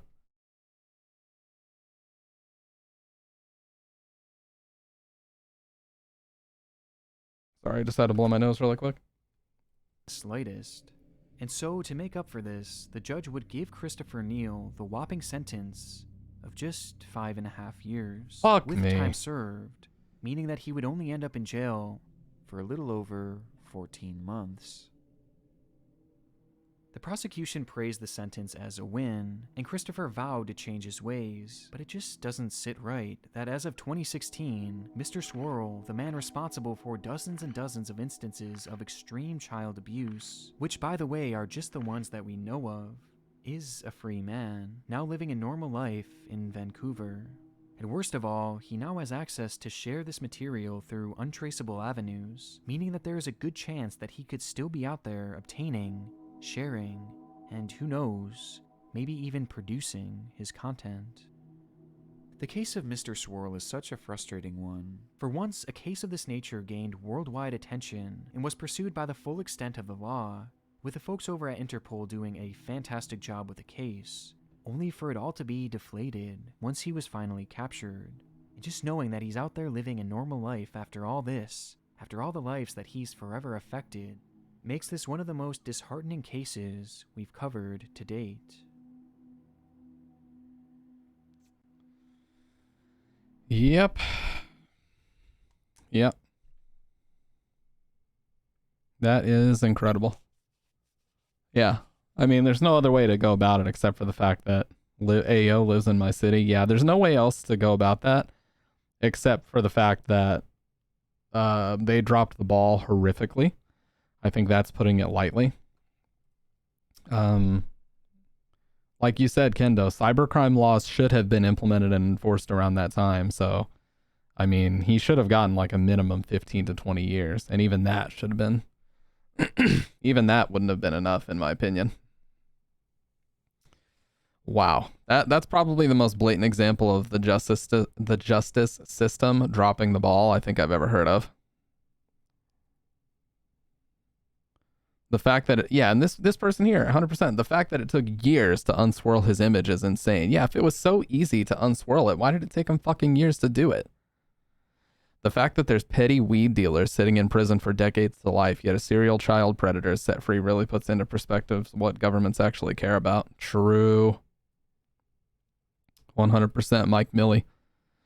Absolutely nuts. I remember this case vividly as a kid because my dad, a photographer, said out loud during the news segment, just unswirl it on Photoshop. Before they showed the investigators doing just that. Took him half a second to figure out what took Interpol 3 years. Really glad you covered it. Just a damn shame he got off scot-free and did not in any way learn his lesson. It'd be a real shame if a concerned citizen had a word with him. Yeah. Shows a lot about our leadership when they're too scared to put these people away forever. It's almost like they're trying to protect them or themselves from future convictions.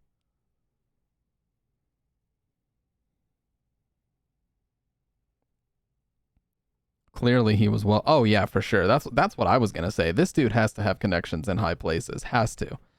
Clearly he was well connected somehow. Normal people don't have the money to just travel the world for years on end. Whoever was financing his travels likely made sure his prison sentence was light. Absolutely.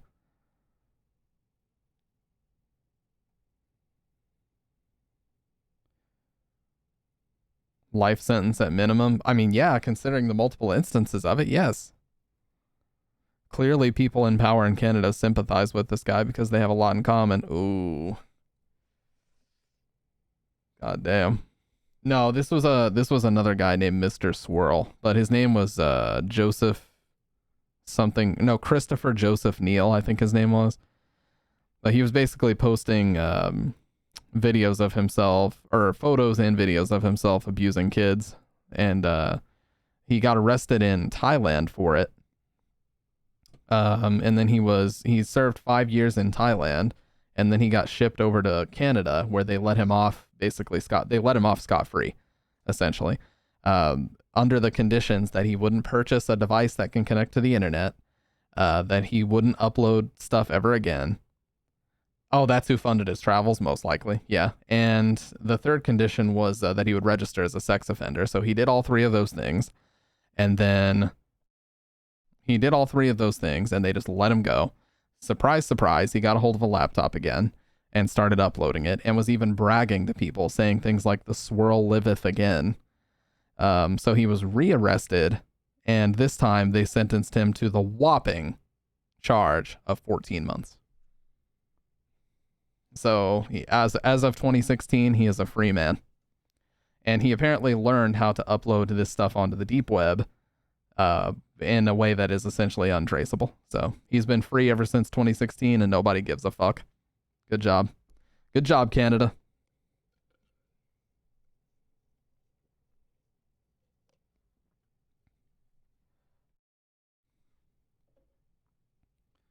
Yeah, seriously, that's what I was saying. Like, it's almost impossible. Like, smart TVs were coming around at that time.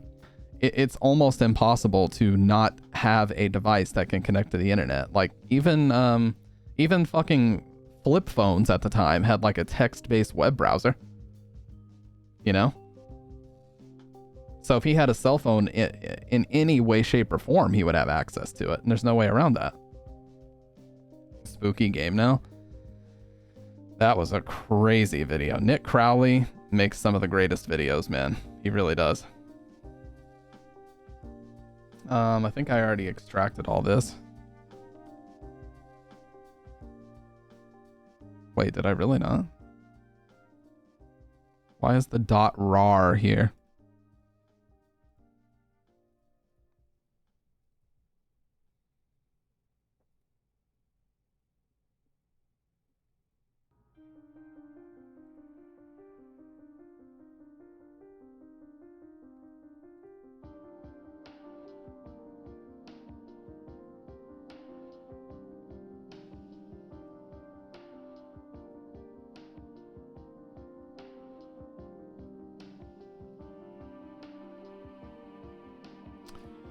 Stomach hurts from the idea that Mr. Swirl's out there. Yeah, I mean, with the way that he was acting about shit, he clearly had no remorse after his 5 years of jail time. Just ordered pizza. Dude, I had this, oh god, the other day I had this thin crust pepperoni and spicy sausage pizza from Papa John's. Basic as fuck pizza, but it was so hot and fresh. I was like, dude, it was like, this shit was insane. I don't even know how to describe it. It was like perfectly hot and fresh, perfectly cooked. Spicy sausage was hitting. The pepperoni was crispy and hot as fuck. Like, it was just the perfect pizza. And it was just Papa John's. It wasn't anything special. So that from here on out is the only way that I will order pizza from them. Prez is right. Thin crust is the way.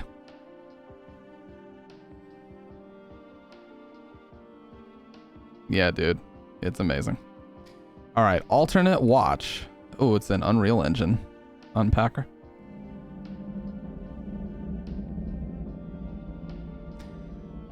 Okay. A fan game inspired by Mandela Catalog, and I'm on observation duty. Oh, sorry. Display capture's on.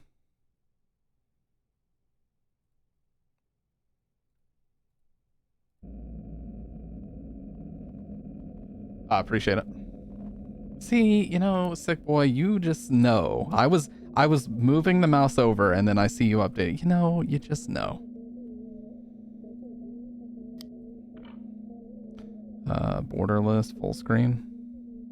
Why would I not use full screen? Play it in dark mode? You mean monochrome? He does. He just knows, dude. He just knows. We'll do 144.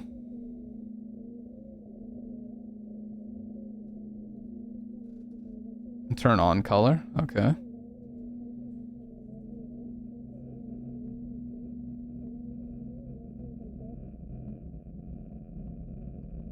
You have to find good pizza. There's plenty of shit pizza around America. It's not all created equal.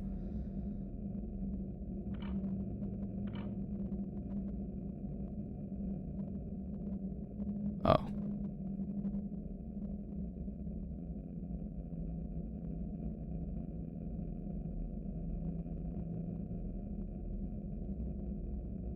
That's very true.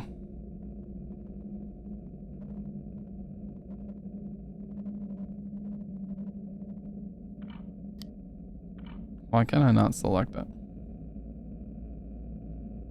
Oh, when you almost start. Okay. Dark mode, yeah. Report anomalous changes and alternate encounters found on the camera's AD. To change cameras, select the room and anomaly type in the report menu. Make sure you've gone over the anomaly list in the main menu. Survive until 6 a.m. What is this video game? Oh, wow. This looks insanely good.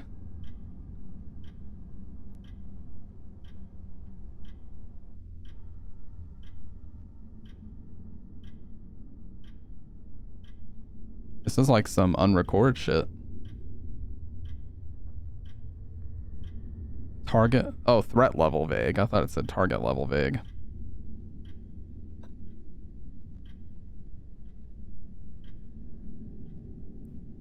I like these angles.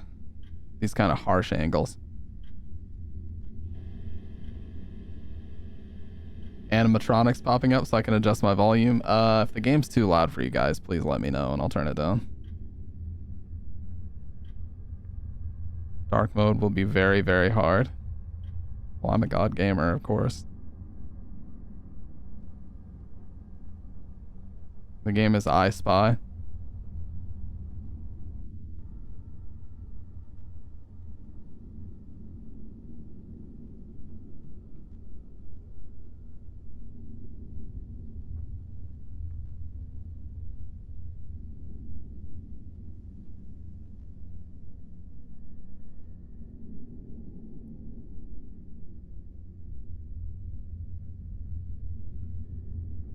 How many cameras are there? Okay, we're back. How do you know something is an anomaly? That's what I want to know.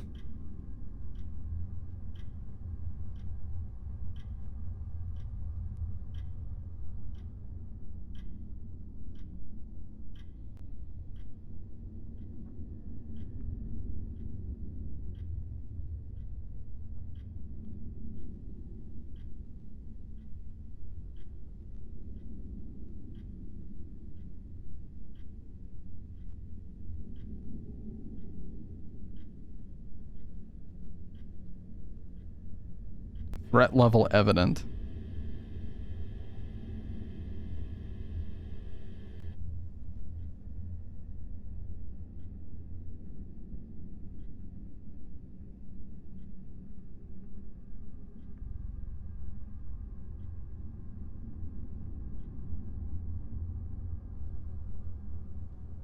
My in-laws arguing with me an anomaly? No, that's normal.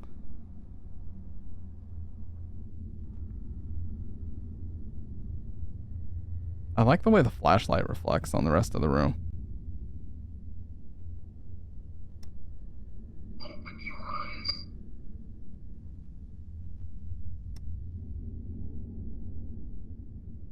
Oh, I have to open the menu. Oh, dear God. You have failed.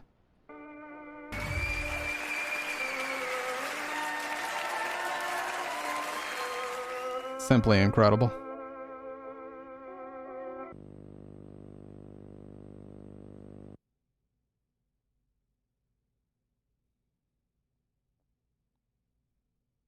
What's that? Or who is that?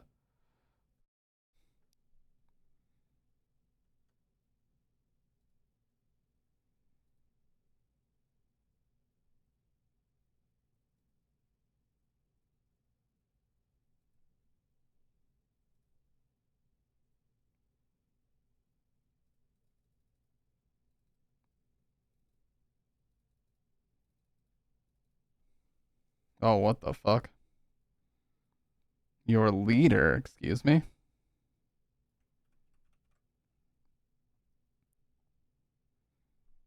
do a little digging really quick.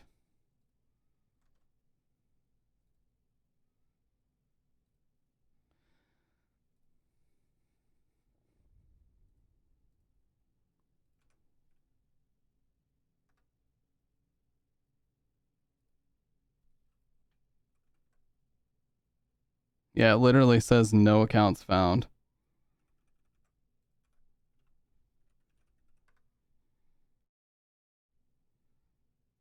Yeah, turn off dark mode.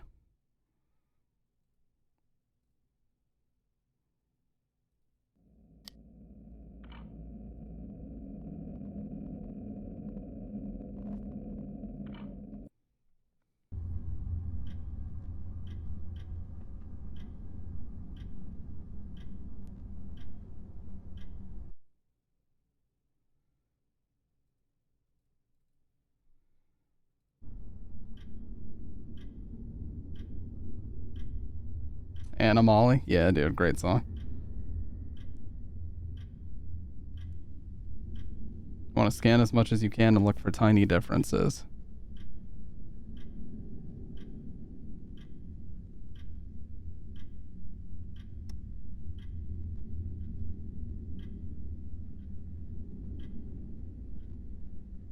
What's up, Posied on? What's audiophile? Means you're obsessed with good quality sound. It's a stupid term, but it's the term that people have just accepted.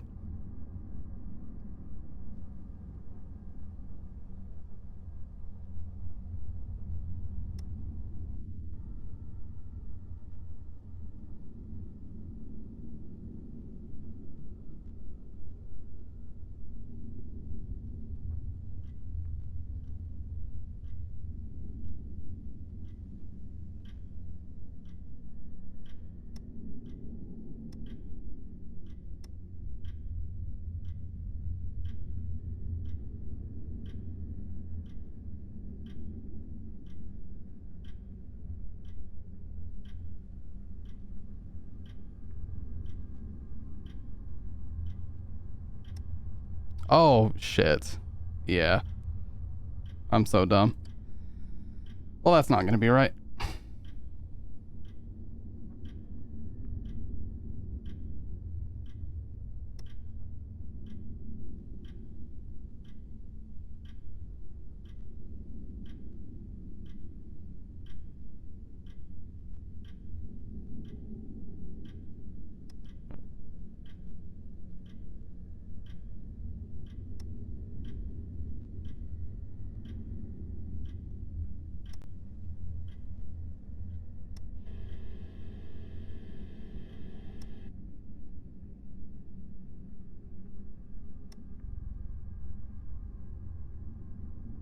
Wait, isn't this picture different?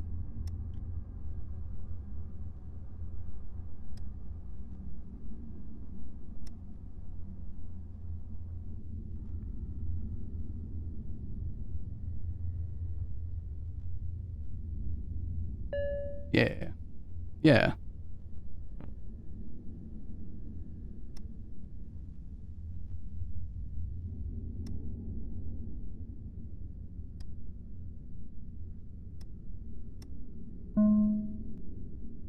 Feel like something here is different as well.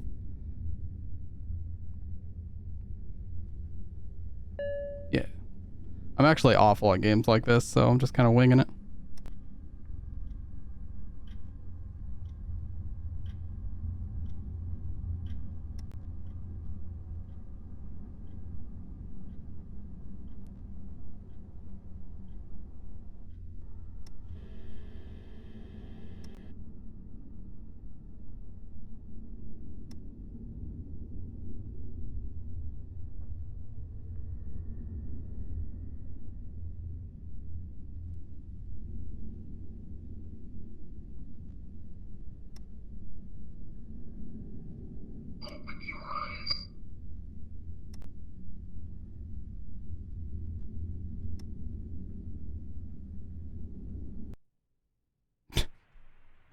Damn it, dude. You failed.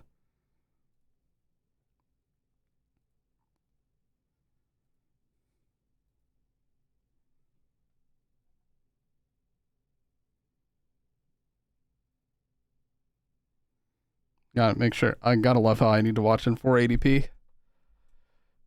We get that today wasn't the best for you. Why do they gotta make me feel like shit, though?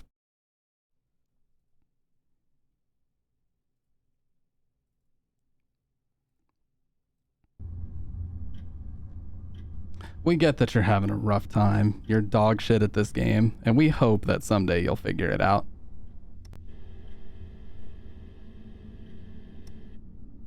But you didn't figure it out today, did you?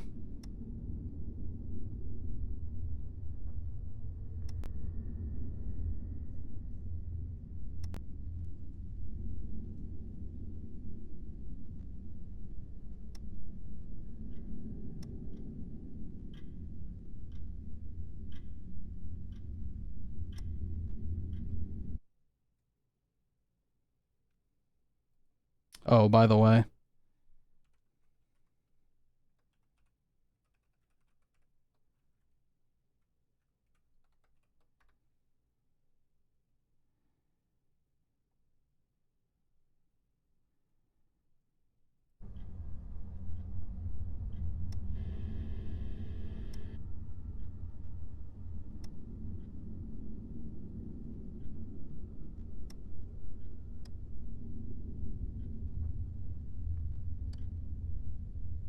I feel like this drawer being open would be displacement. I don't know if it was before. Fuck. You know why, though? You know why? You can just tell. I've been on the internet long enough, I just know. Oh, a lot of different reasons, but... convenient timing after something else happened, all kinds of stuff.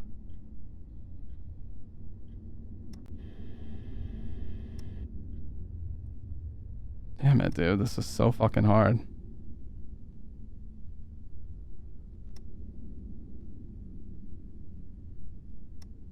I should just be using A and D like the game fucking told me.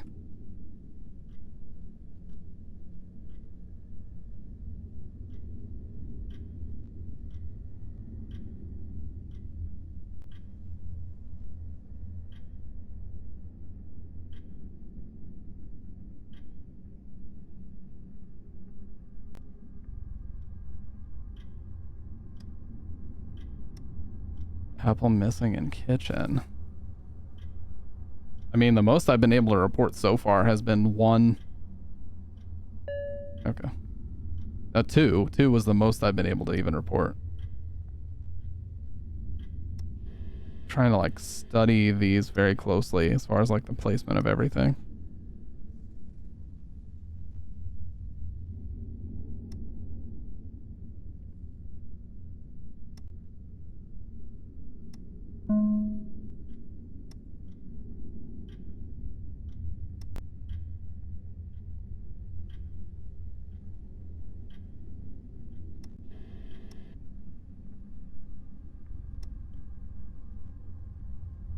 And obviously they're not giving me the same one because this image is staying the same.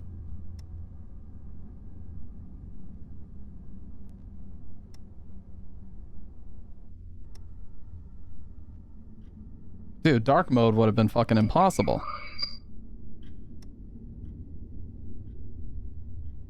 Fuck it, I'm gonna try it. Corpse? What the fuck?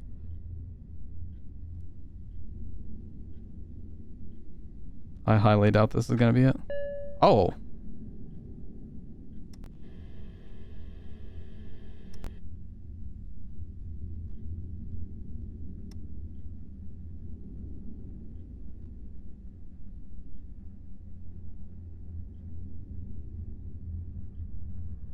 Fuck. God. If a report failed and you were certain of the anomaly type, make sure you selected the correct room. Okay. I gotta focus and stop glancing over at chat.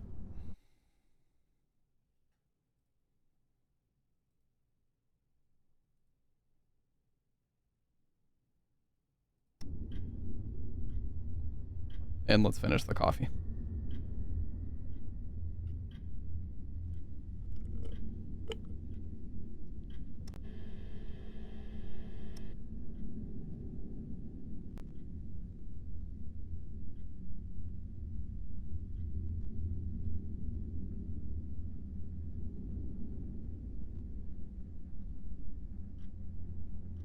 Nothing here. I saw a bucket here at one time. Yeah, Apple is still there.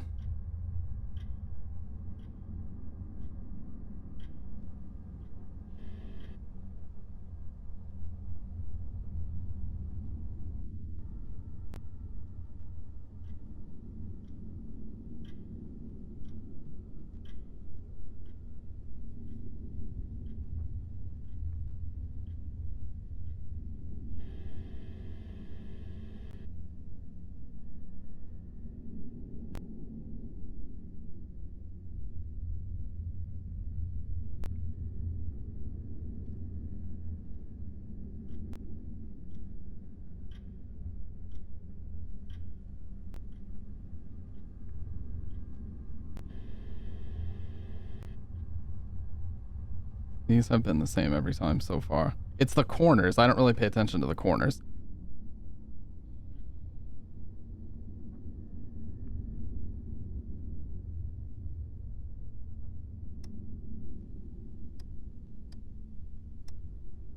I think. Having fight or flight response while watching this? Yeah, I'm kind of on edge. Fuck.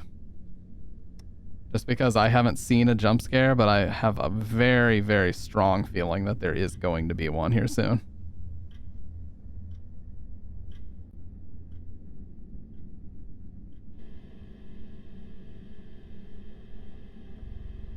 Okay, when it says evident, that seems to be when things change.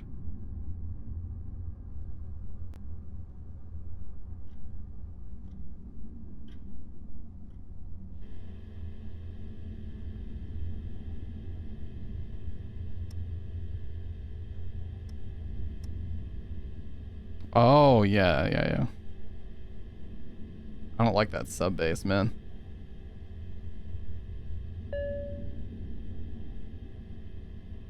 Yeah, it was... Okay. No, why did I... Fuck. That's not even right. I just reported that room. Can I not just cancel it? Fuck.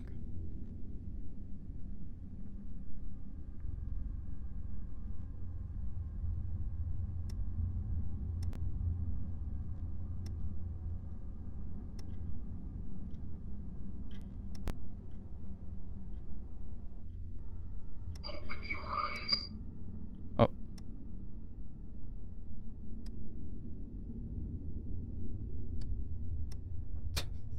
I mean, that's so fucking obvious.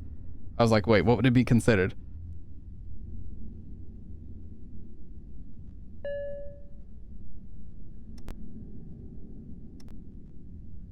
And this menu fucking...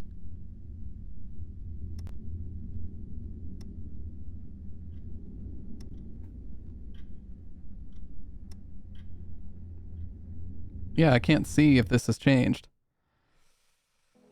God damn it. I can't see if the shit has changed.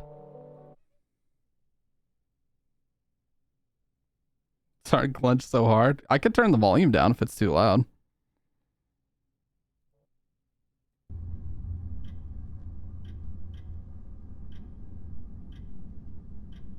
I don't believe there are jump scares. That's exactly what someone who wants me to get jump scared would say. Let's be honest now.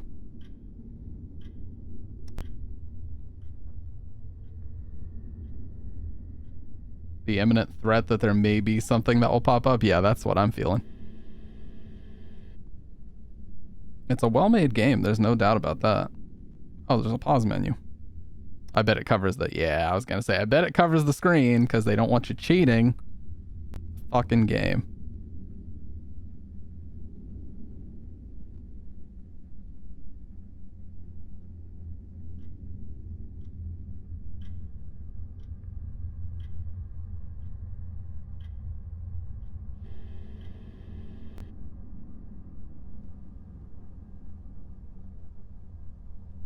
What is going on here anyway?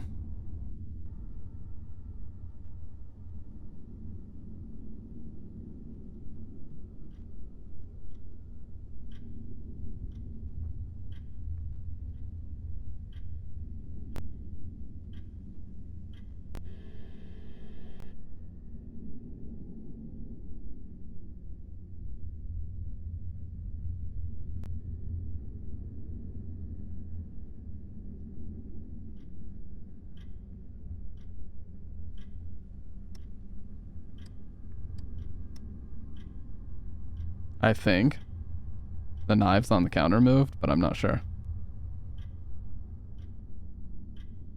Fuck.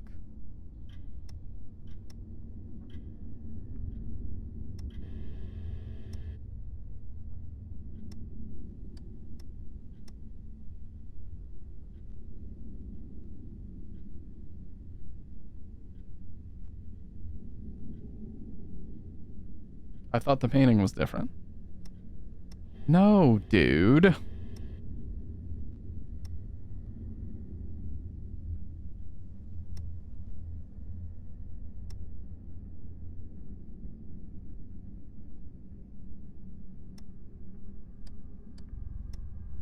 See, now my brain's just playing tricks on me now where I think everything is moving. Even though it probably isn't. No, oh, okay. I was actually right. I have no idea what moved, but I was right, motherfuckers. Let's go.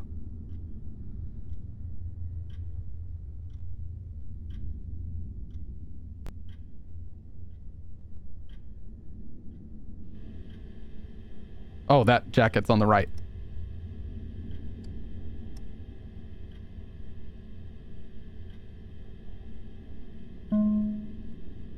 Don't you dare tell me I'm wrong. Fuck yes. Or the jacket wasn't on the right. This stuff was gone. Yeah, yeah, yeah. Different display. There, that star on the floor. We're getting there. We're getting there. Yeah, I like them too because it challenges my brain in ways that I don't usually get to. Nice. New record on 3.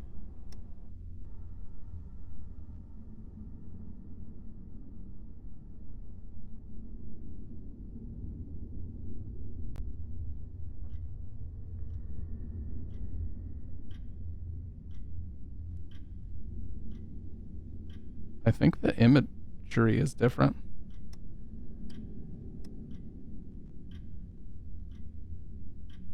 I think something changed with the bird. Doesn't it normally stand up straighter?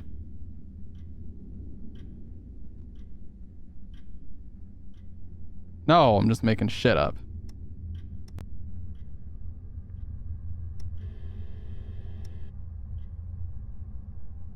No way, Dr. Ed. We have so much Persona left to play. I'm actually taking that down to once per week. What's up, by the way, dude? How you doing? Got a couple of weirdos in here tonight, sending suspicious links and then popping up immediately after being banned on different accounts. Why is there only one speaker? There should be 2. This is not fucking balanced. And then a guy came in here. And then a guy came in here trying to act like the word audiophile was something questionable. He's like, what is an audiophile? I'm like, dude, it's a stupid term, but it's a real term. Look the shit up. And then he just goes, fuck out of here, dude. With that instigating bullshit. No, dude. I knew that was right. Yeah, I knew it was wrong. I tried it. Do not report door movement. Report what has moved the door.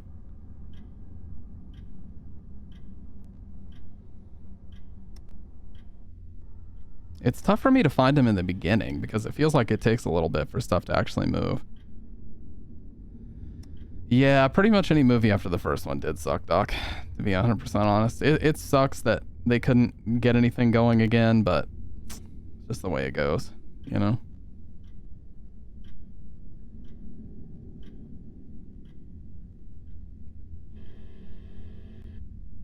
Alright, we need 4 this time. We need...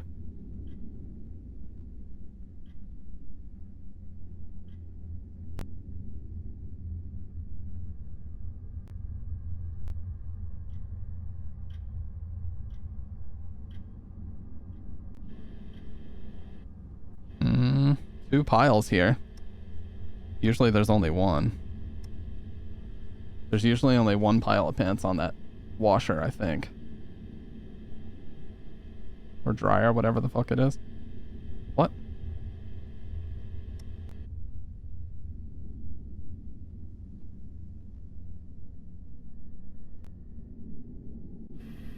That's definitely electrical.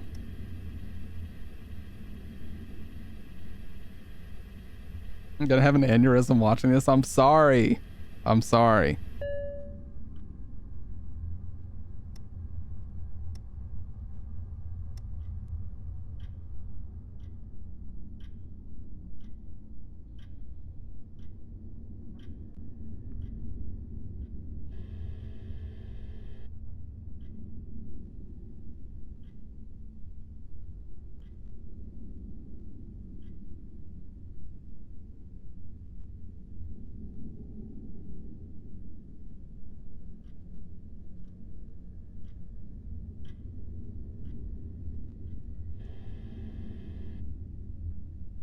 See, I'm fucking tricking myself again, like...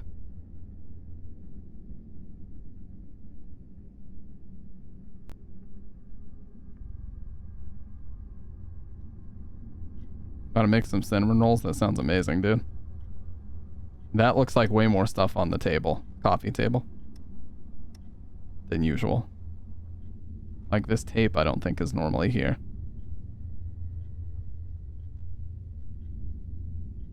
Fuck me. Fuck me.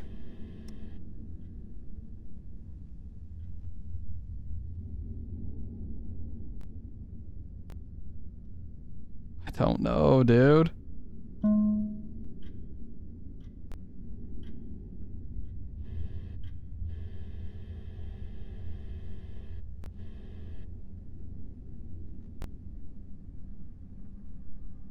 That's what I'm saying, Doc.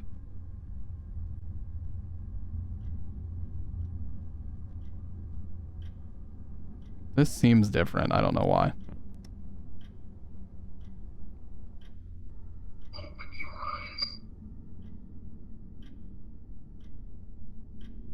Yes.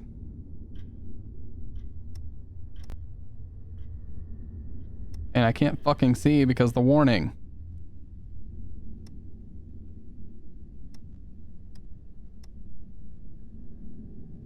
More stuff in the crib, I think. Hey, yo, the pizza here? No, dude. Electrical. The lights went down. This whole game is a fucking anomaly. Oh my god, you're at 127 BPM? No, dude. Oh my god.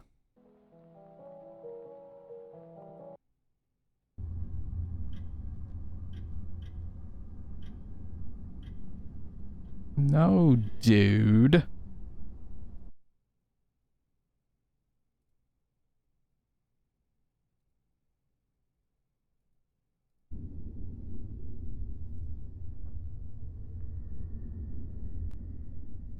Well, this game, it has me on edge. It's not like directly scary, but the angles are fucked up. I hate angles like this. They always make me feel like someone's just gonna fucking run at me, you know?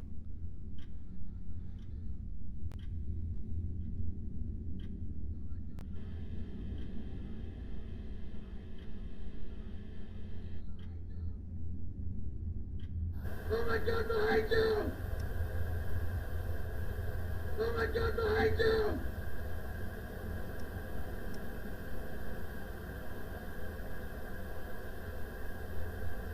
Oh my god, behind you! Ambigus.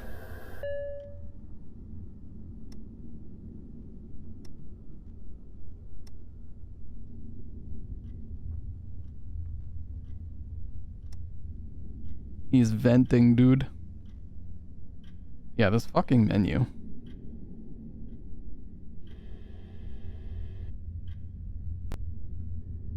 That looks different. Man, both in the same room? That looks different to me.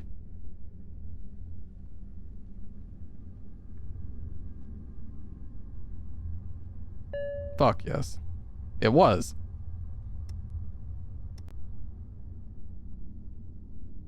TCM 2006 had one good scene. Yeah, Sick Boy recommended this.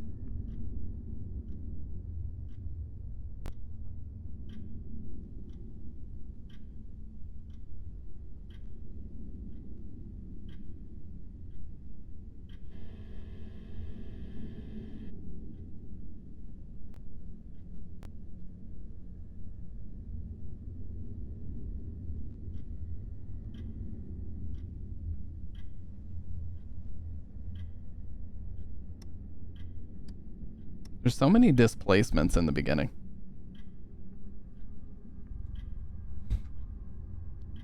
What is going on? Fuck.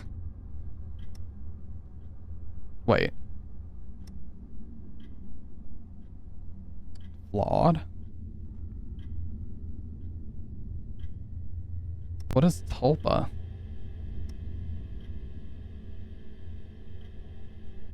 Oh, that looks different. Yeah, this is usually over. Or it's angled differently, isn't it? So it's okay, Kendo. No, dude. That's definitely displacement, 100%. If this is wrong, I will eat my own ass live on YouTube. I will not actually do that. That was a joke.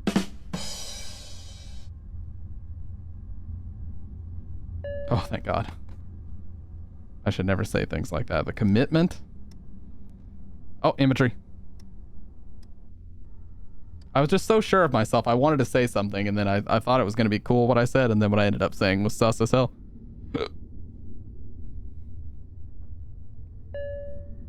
All right, we're the furthest we've ever made it.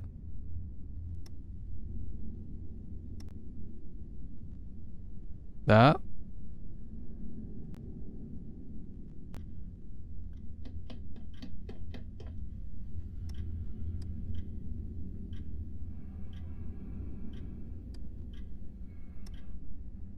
I heard footsteps here.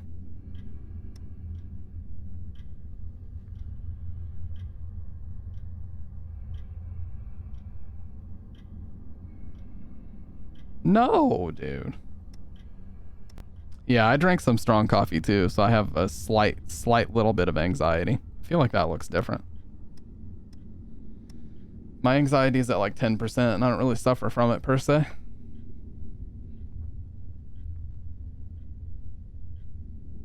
But it goes away as I crash. It's okay. Dude, they're literally open. Oh. Boom. Oh, what? No, dude, I couldn't click fast enough. I literally saw it.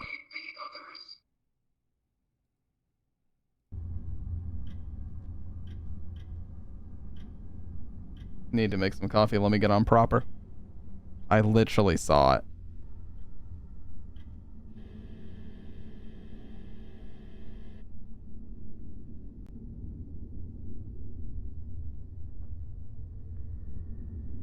I always drink caffeine at night.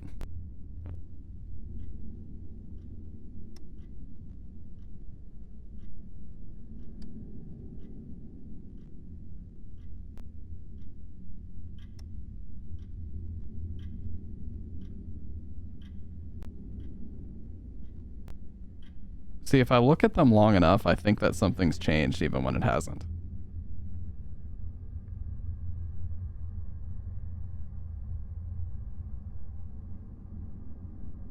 Oh, maybe.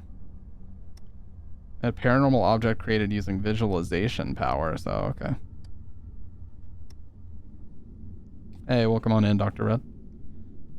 Got some fucking weirdos in here tonight.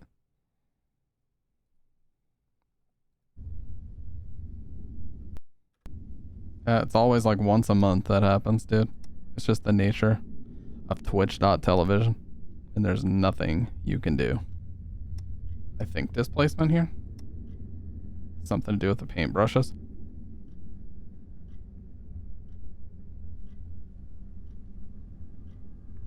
Fuck, man. Starting to second guess my shit now.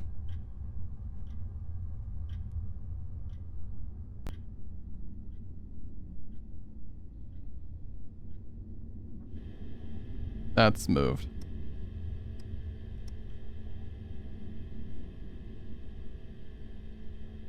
Played First Class Trouble the other day with Crazy and saw a guy with TTV in his name. That's all that I saw when I played Texas Chainsaw Massacre. TTVs as far as the eye could see, dude.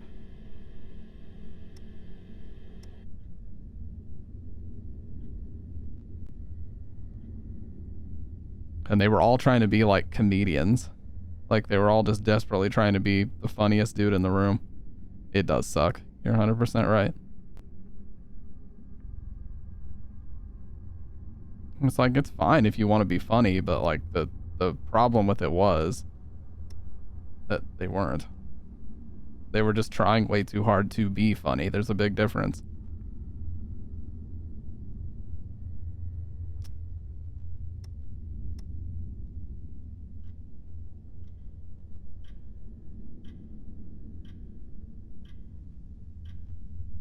Oh, that's not tipped over.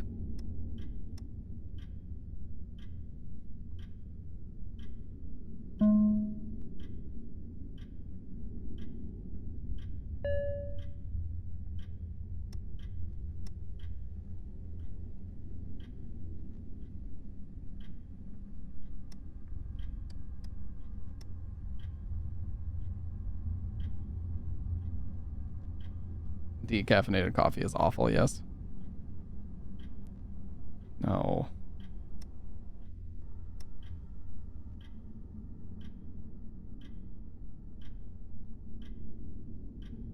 Oh. Oh, yeah. I see.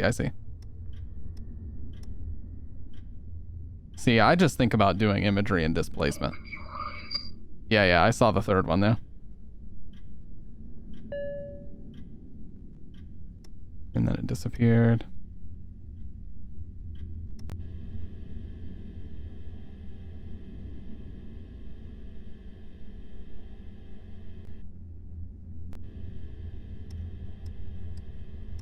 I'm gonna fail.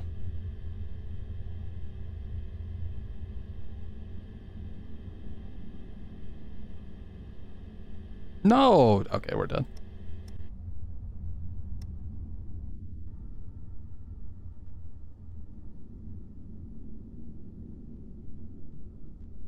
That's definitely displacement. I'm surprised I haven't died yet. Or failed. Report it already, dude. What? This isn't displacement? Bullshit. Where'd you go, Mark? Fuck this game. Actually, no. You can't just let the game win like that.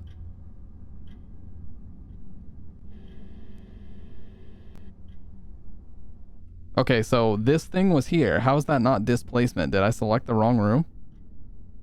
Maybe it was duplicate. Oh, okay. It was mimic. Yeah, it was mimic because this was mimic down here.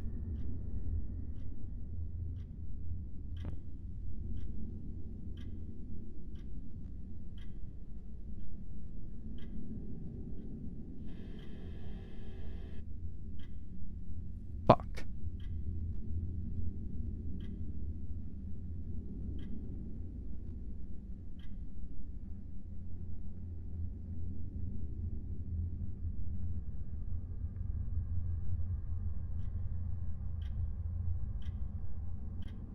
It's always the first one that takes me a while.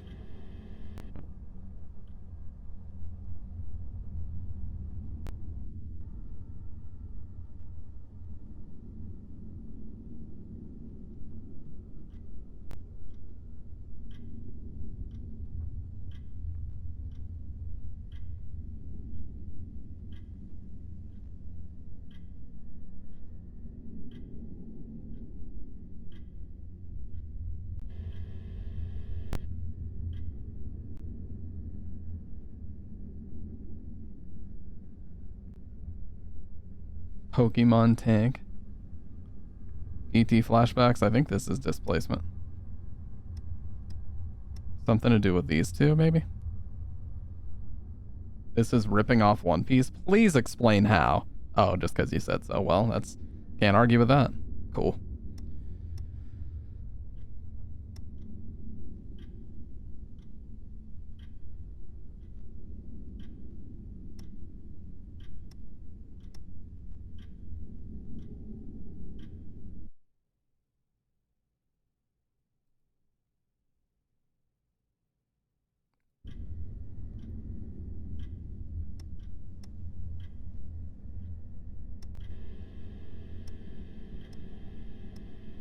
Let's go.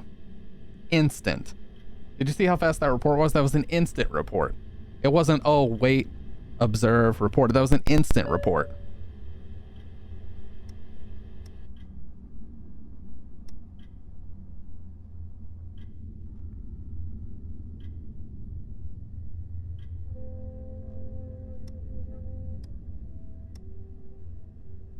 One slice off eating the entire 12-inch pizza. Hell yeah, you do it. 911 dispatchers run out of operators to handle calls. Hell yeah. These are kind of obvious, though.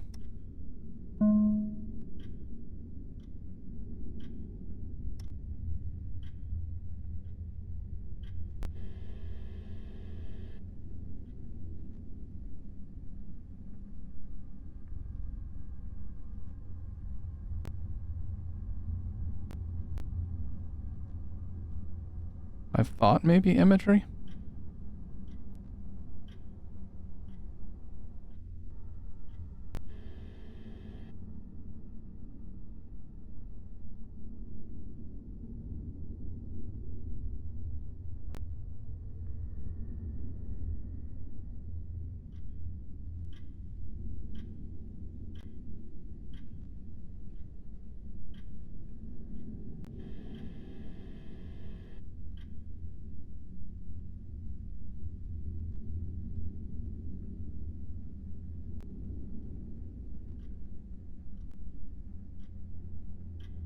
Dude, I actually can't. Oh, imagery. The thing, the drawing on the right has an arrow pointing to the right.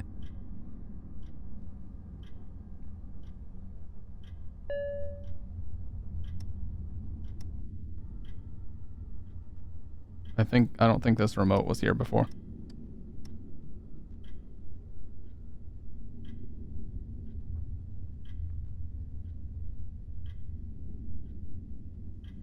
God, mother.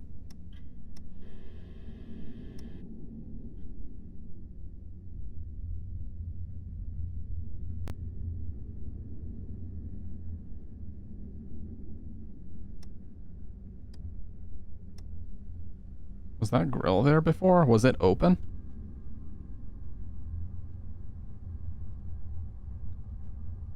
It's over. We choked.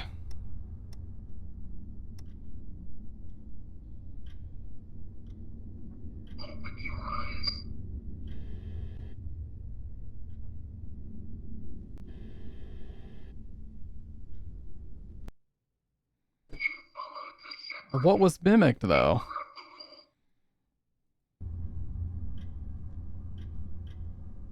Extra paintbrush? Oh my god, dude. Oh my Lanta.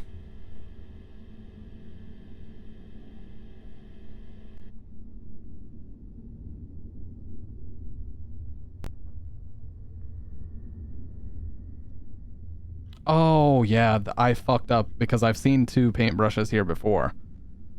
So if I see them, I know that it's a mimic now.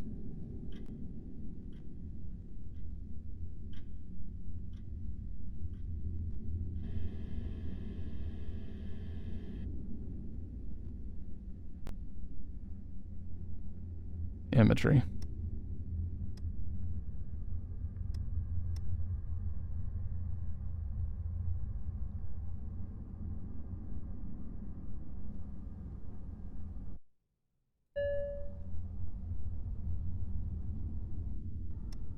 How many portions are you putting in there? How much capellini is in the bin?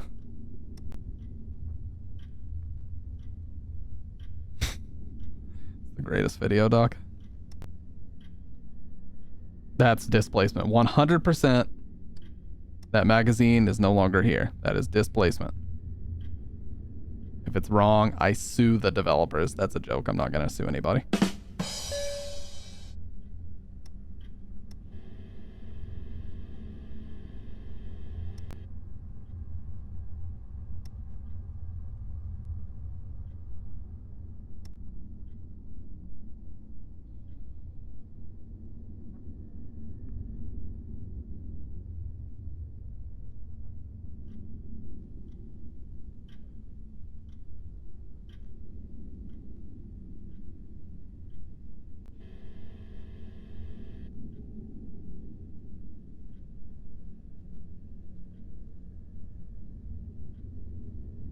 Usually something sticks out. Wasn't this open before?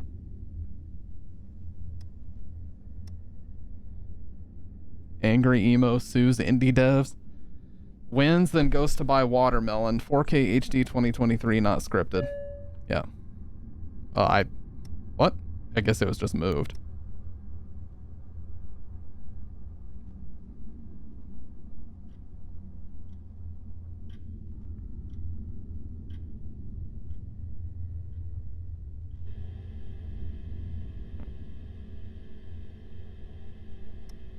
It's open now. This is something over here that wasn't there before. What? It's not Mimic, is it? Or Flawed, maybe?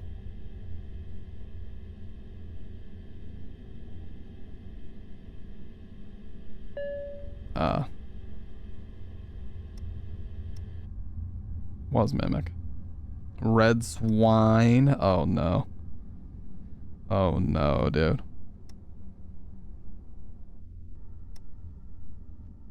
Basement. Unknown. It was probably electrical.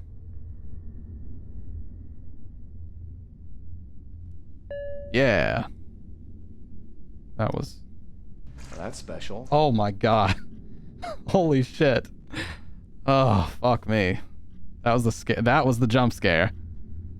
There it was. Appreciate that.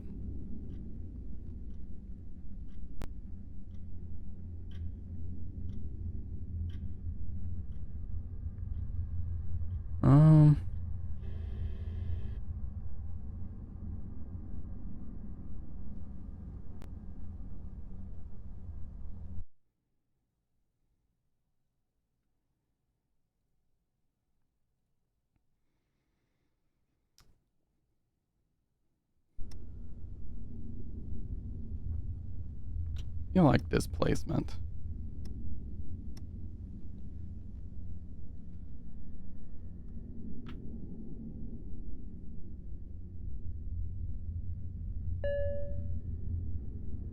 Yeah, it was that.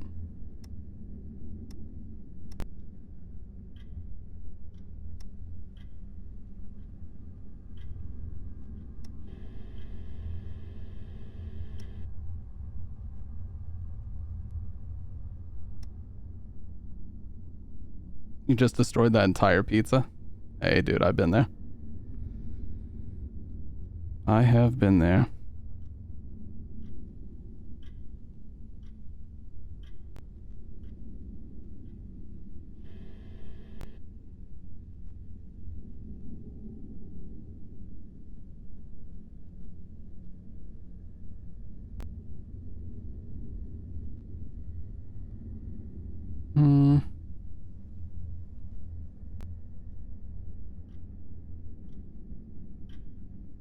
Displacement. Candles are out of line.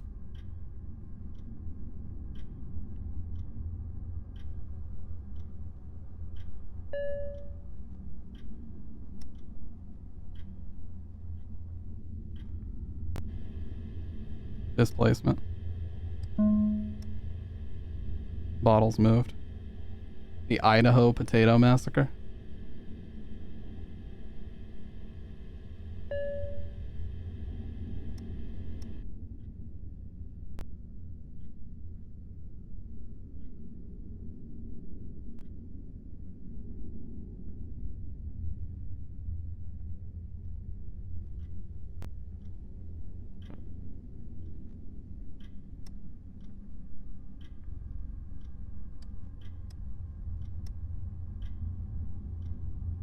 I mean, maybe displacement would have been maybe the door being open is displacement?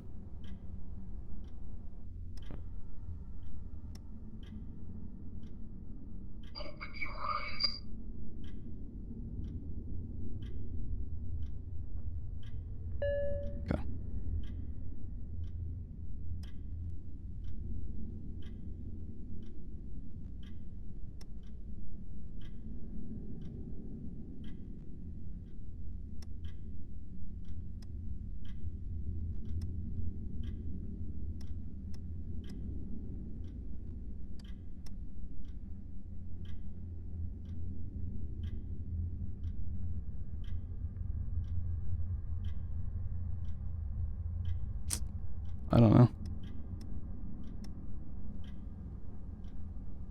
This was our best attempt so far, but I think I fucked up.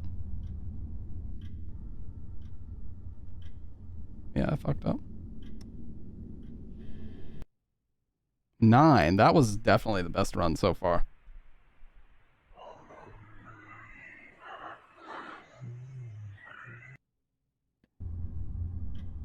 Wait just a sec.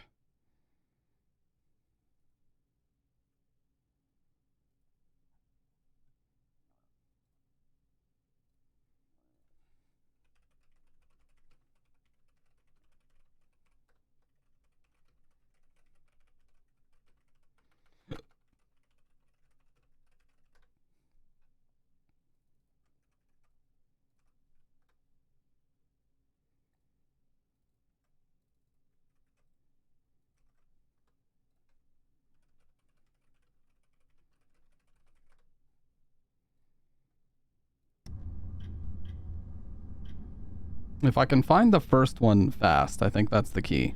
It usually takes me a while to see the first one.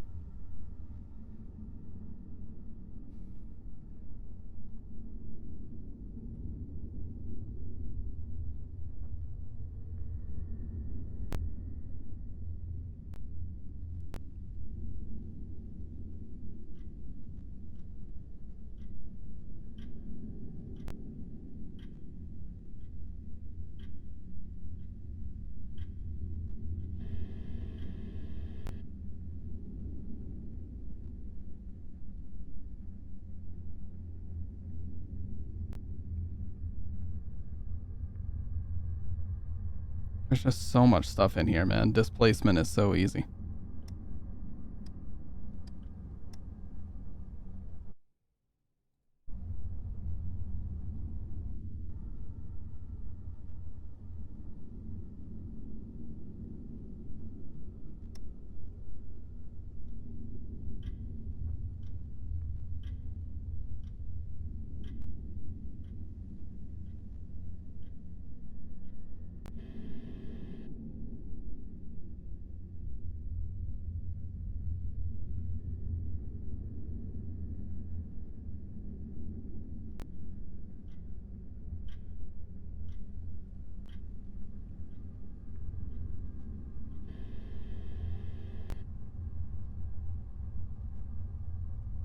Yeah, I don't know how I would have ever done dark mode.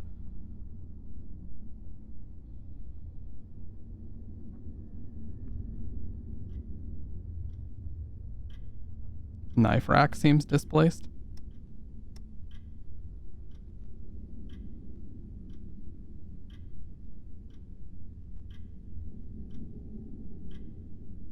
Mm-mm.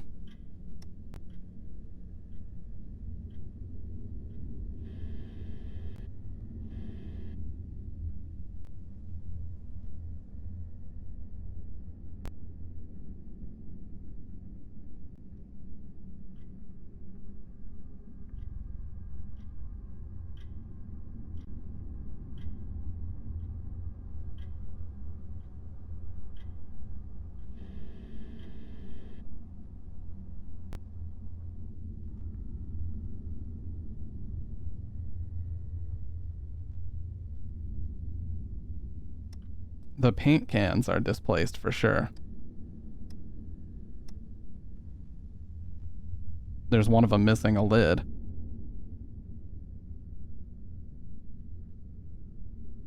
What? Is that flawed, maybe?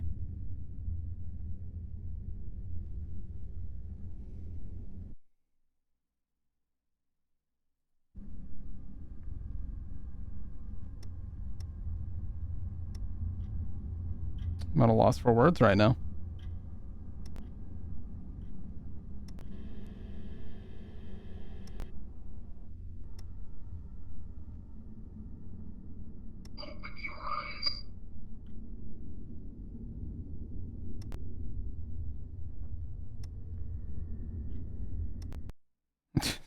Literally 0. Dude, how do I go from my best to my worst? Actually, that's not true. My very first one was the worst. Oh my god. Not a singular anomaly, dude.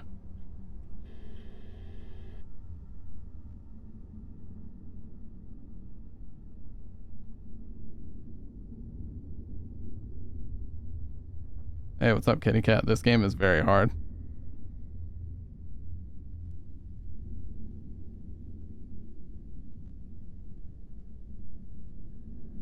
You watched Ensign play it? We have to survive until 6 a.m., right? Very Five Nights throwbacky.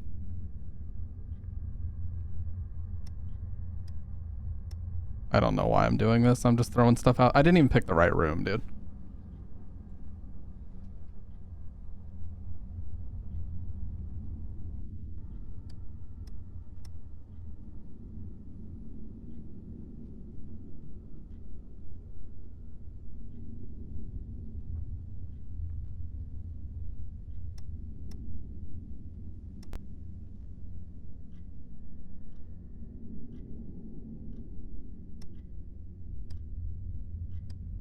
Looks like 2 of these things when there's normally only 1.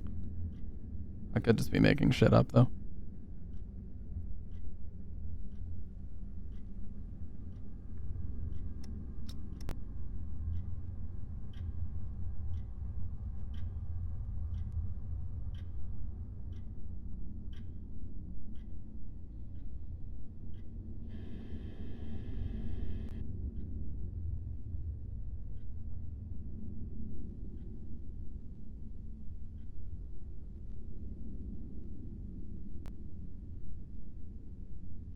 The drawing on the fridge change?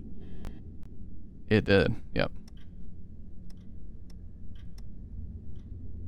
Yeah, it's normally an arrow pointing to the right and another sketch, like kids drawing.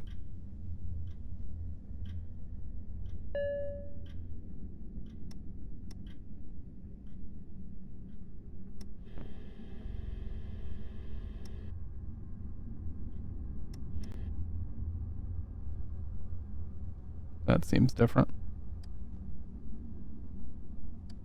The way the blocks are seems different.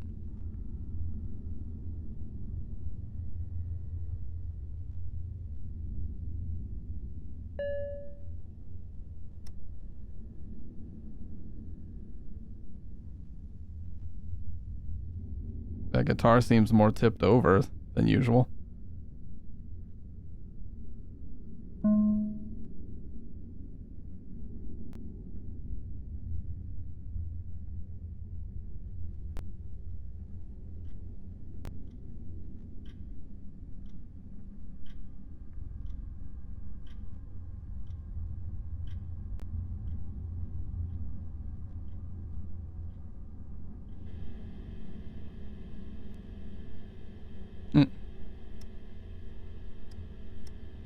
These pants are over here. Yeah, 1 is always on its side on the top of the fridge.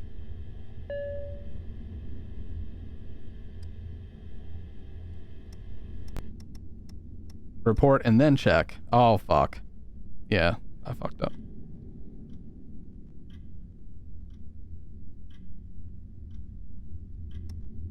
Yeah, we've seen them both straight up at one point, though.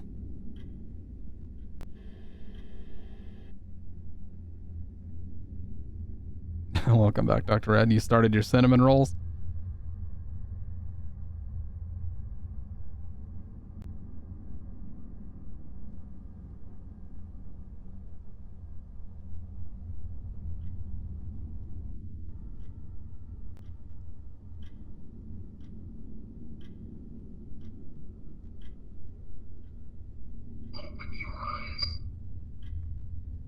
Oh.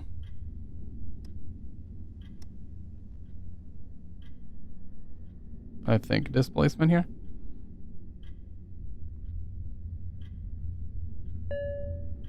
Yep. Yeah, this changed, but it's hard to see because the fucking...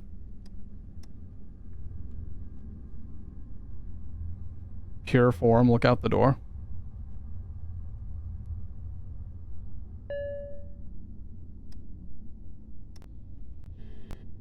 Oh.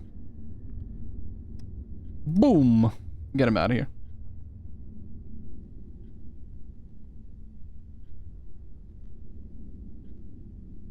The king. What? Corpse.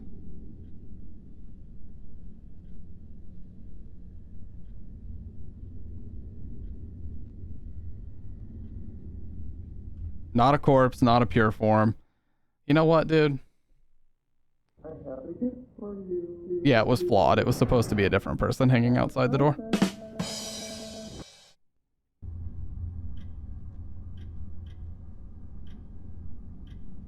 It was supposed to be Bill. Instead, it was John hanging outside the fucking door. That's where the flaw was. The fuck, dude?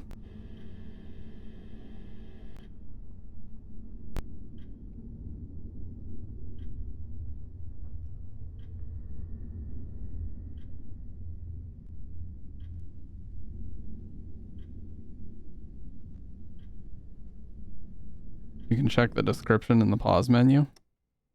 Oh, okay. Shadow figure with wide eyes. Okay. Cloaked figure obscured. Seen only in mirrors. Corpse. This is now in the game. Unknown cannot be classified. So it would have been flawed, yeah. Flawed impersonator. Oh, I thought it meant flawed as in something was incorrect. I was thinking about like the literal definition of flawed. I'm gonna run to the bathroom really quick. You guys give me just a sec. Just a sec.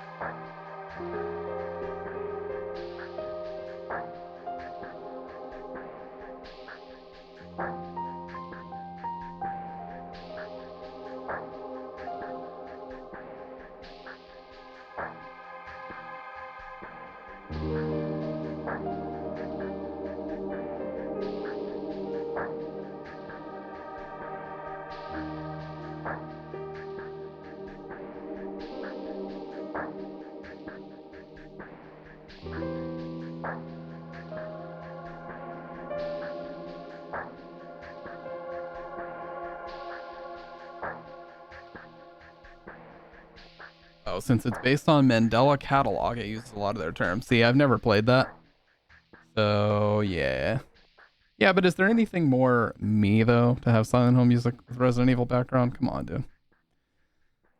I mean, I definitely have been playing a lot more Resident Evil here lately, so. Alright, what's that? Oh, it's not a game?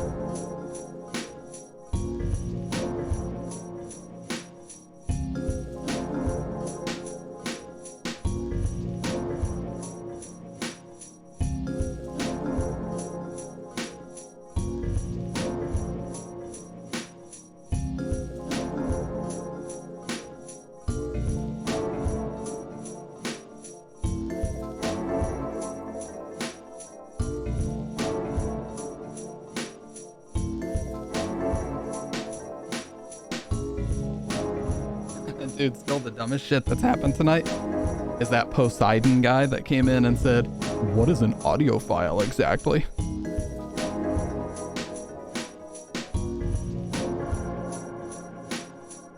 As if he was gonna catch me on something. It's like, bro, I wouldn't have put it as a fucking tag. How stupid do you think I am? What a Moran.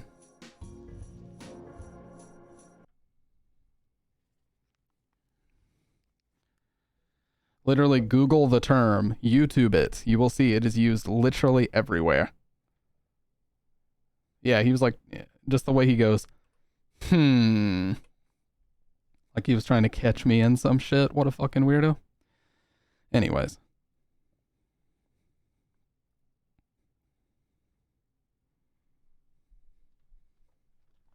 Yeah, Twitch doesn't allow terms that are considered questionable as tags, plain and simple. Nor would they.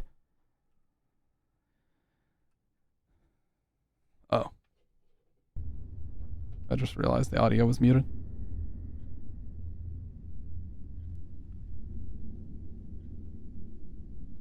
This is the run. This could not be anything but the run.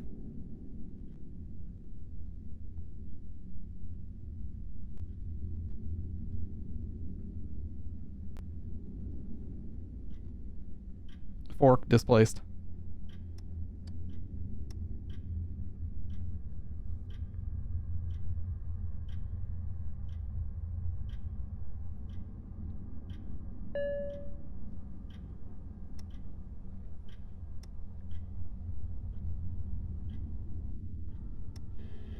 The imagery in this room like never changes. Twitch really are low-key simps. But hot tubs allowed? Oh yeah. I was like, wait, what? What was that in response to? But yeah, I know. Well, remember, dude. If you remember when the whole hot tub meta was going on, in the midst of all that, Twitch released a press statement that you can no longer use the term blind playthrough. So they were more concerned about people using the term blind playthrough because it might be considered offensive to blind people than dealing with their major issue of softcore porn dominating their just chatting section.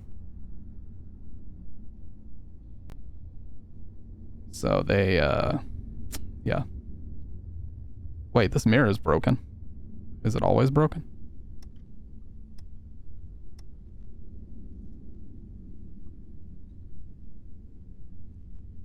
Now, it could have been a thing that the blind playthrough change was in the works already. And that it just happened to be weird timing, but it was very, very weird timing.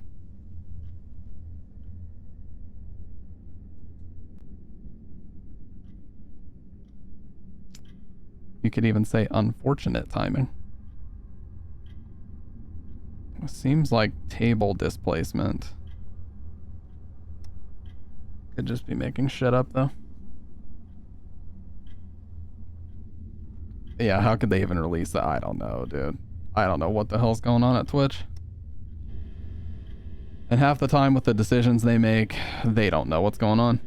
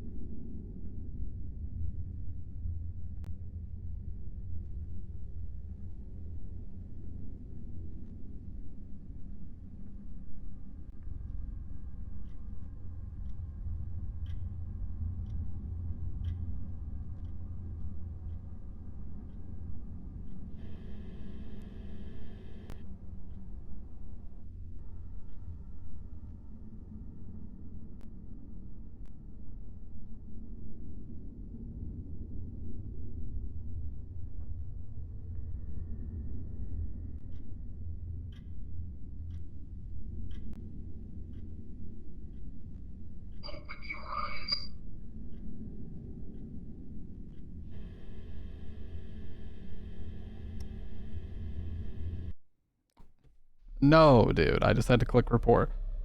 Well, this was most certainly not the run.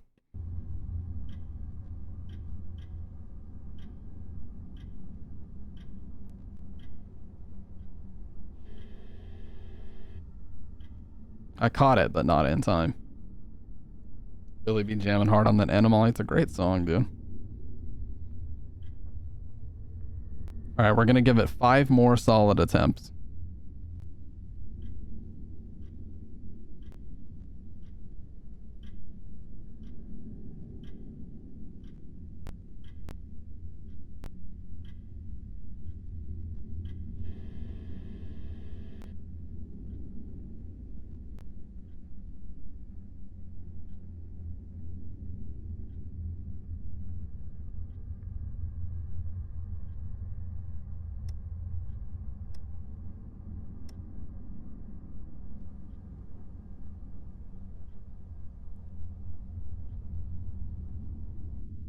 Oh, yeah, I didn't even click the right room. So dumb. Thought something seemed off in here. I just keep clicking because I'm like, oh. Yeah, it was the scissors. They were over here. Because I feel like, oh, I'm highlighting the room. It must be correct. No.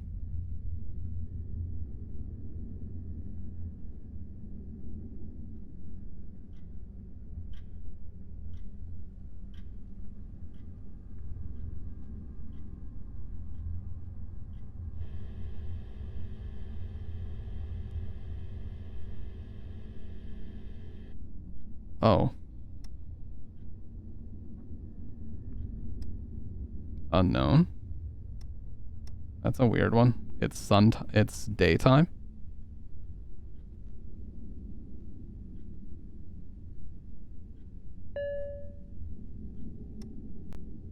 That was a really weird one.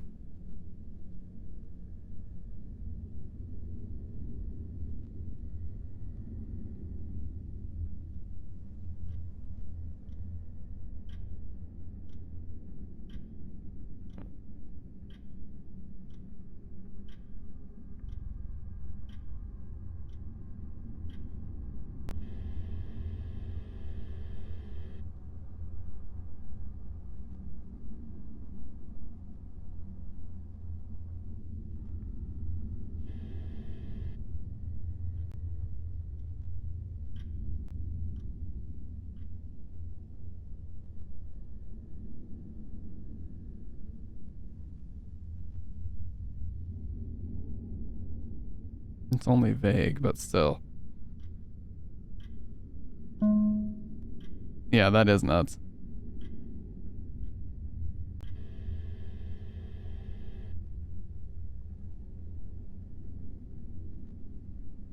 Oh, that's different. I don't know why that was so hard for me to see. Is it different, or have I just not been looking at it?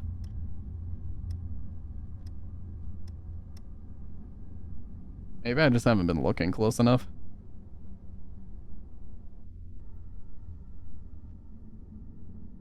Nope, it was different.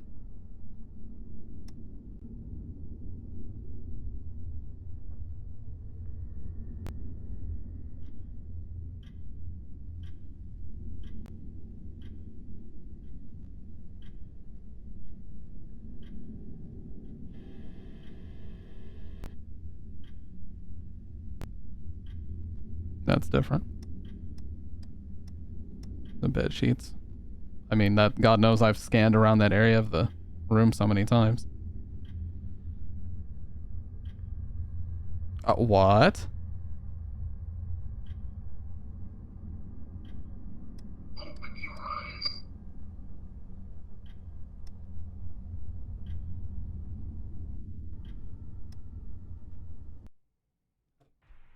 How was that not displacement?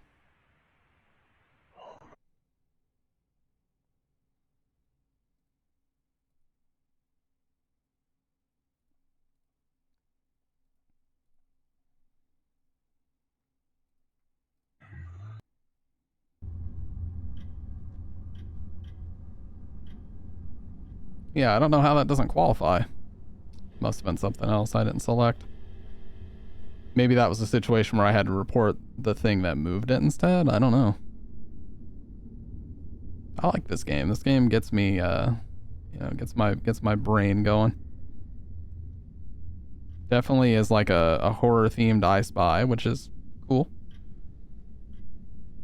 Kind of this, as soon as I started this game, immediately I thought of Phasmophobia. You know, from like a completely different perspective.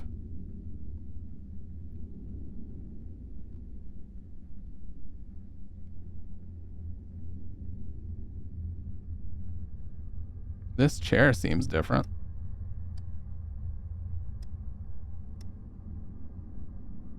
That chair definitely is different, right?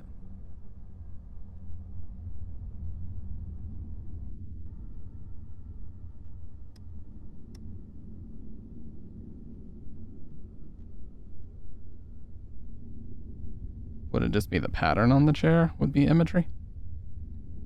Okay.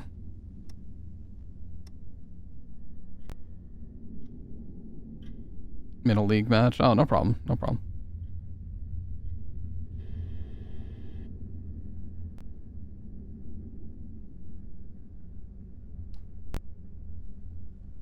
I thought this was off slightly.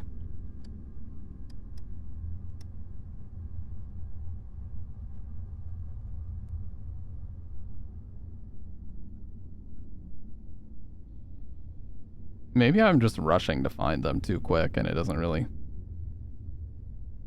Because until threat level is evident, it's really hard to find them.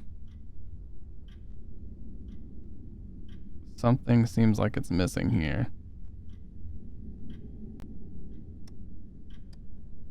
But again, I could just be making shit up.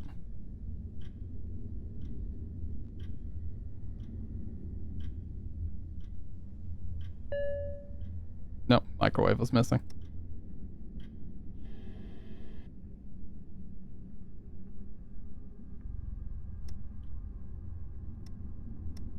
The way those blocks are seems different.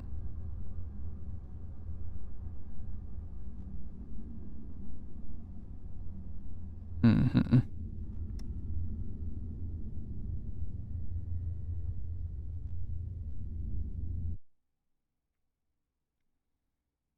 What's up, Dyke? What's up, Batista? If I can call you that, if that is your real name. How you doing tonight?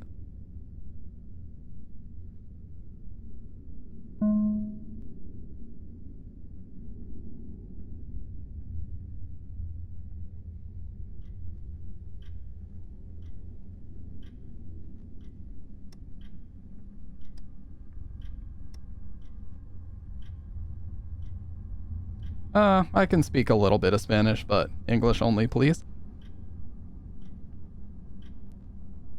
Just for this stream and this chat.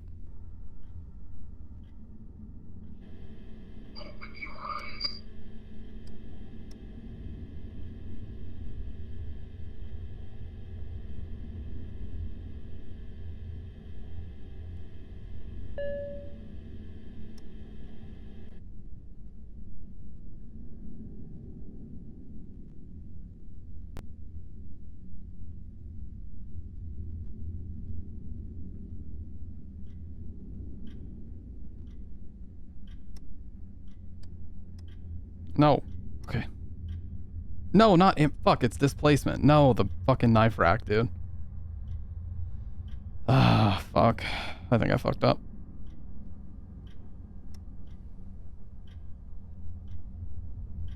Yeah.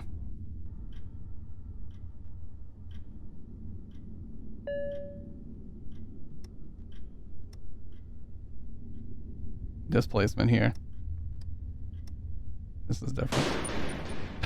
Appreciate that. Appreciate that, kitty cat. Appreciate the 6 months as well.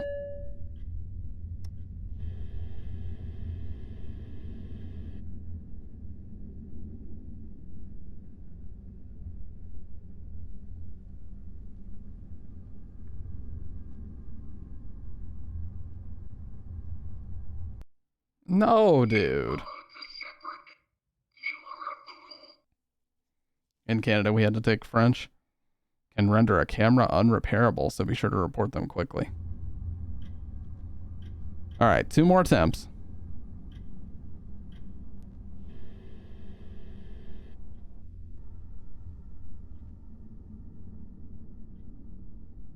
Gotta get back to Duolingo. I know a very small amount of Spanish. But, I do apologize, not enough to understand everything.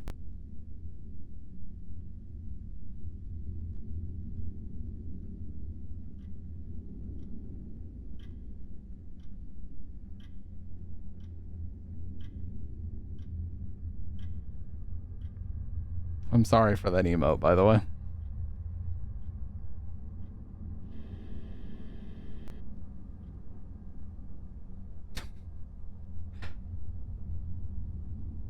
Oh, why? Yeah, because I took some Spanish in high school, but it was really crappy American, Southern Spanish.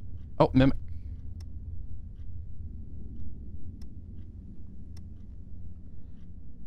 So I didn't learn what I needed to learn. I'll just put it that way.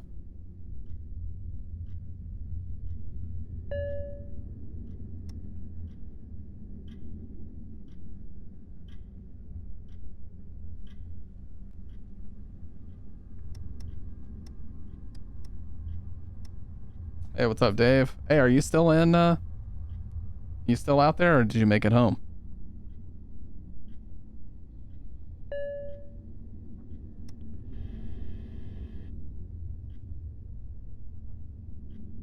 We home? How was it, dude? How was everything? We're playing a kind of horror version of I Spy right now.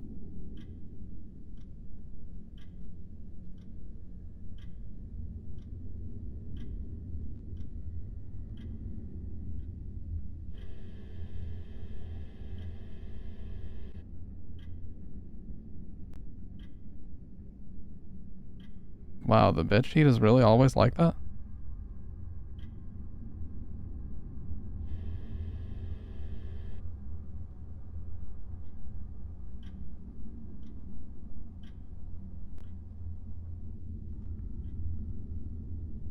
Where's Waldo Hell version? True. Oh, that's different. The angle of that is different. Yeah, it's usually a perfect V shape. Facing the camera.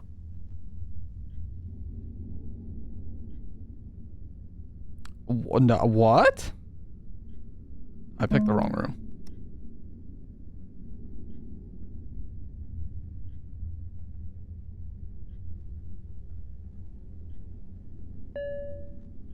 See, now you can see the V shape.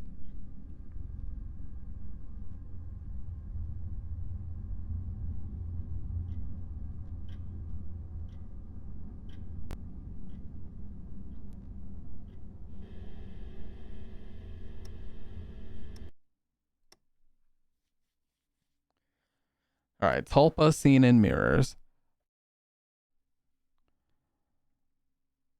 Cloaked figure. Shadow figure. Distorted human. Okay.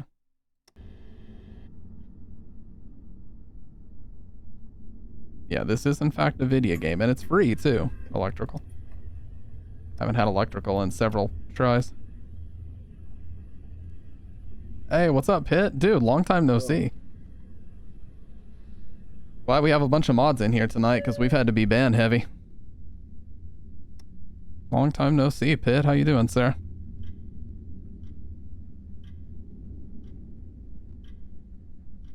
Been on SF6. How you liking it so far? That's definitely different. Displacement. It's good so far. Yeah, I've heard more than anything the connections are really good. Dr. Red is losing it right now.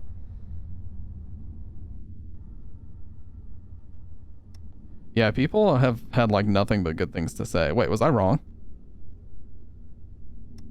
Did I choose the wrong room?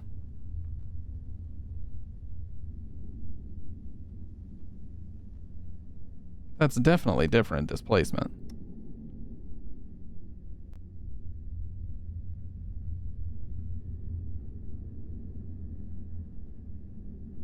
Not found.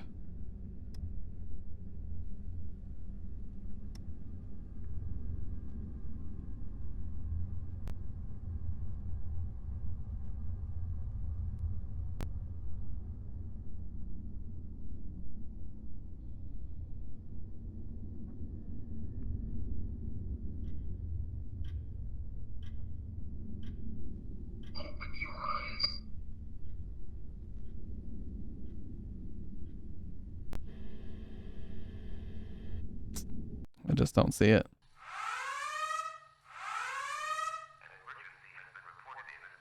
Could be that there may many players right now, so the availability of good connections is many. Yeah. All right, last one. Fucking serious mode. Last attempt.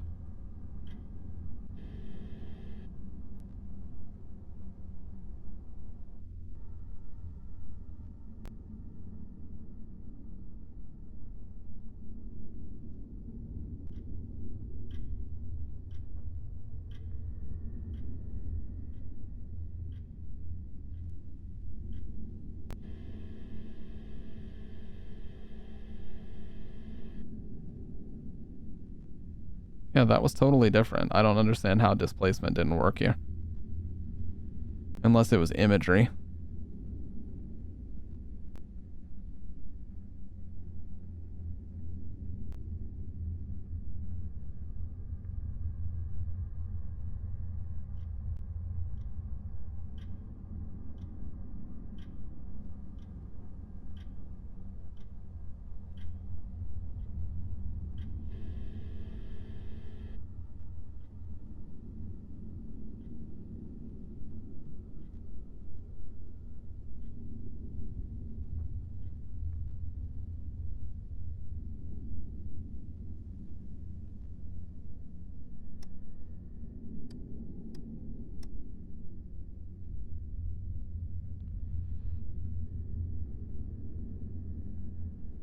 Yeah, it might have been that the way I was looking at it was wrong.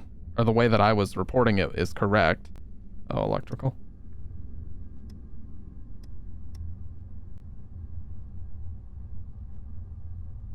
Okay, so maybe this is the displacement version.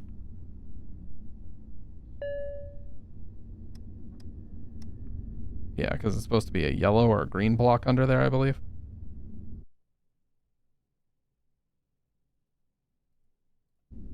Not found.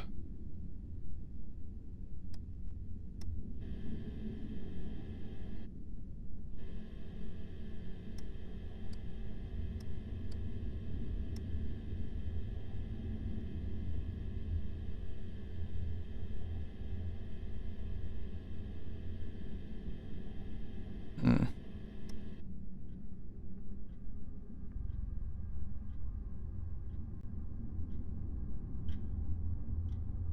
That's... Cup is on the wrong side, I believe. It's normally over here. I'm pretty sure, at least. Yep.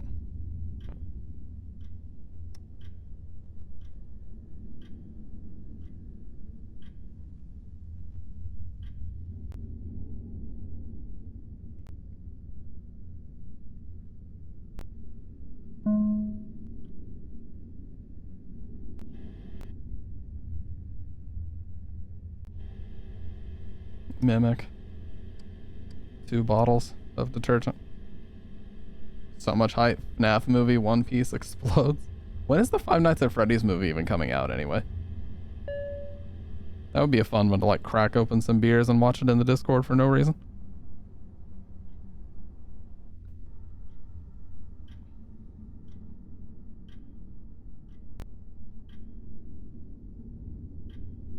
October.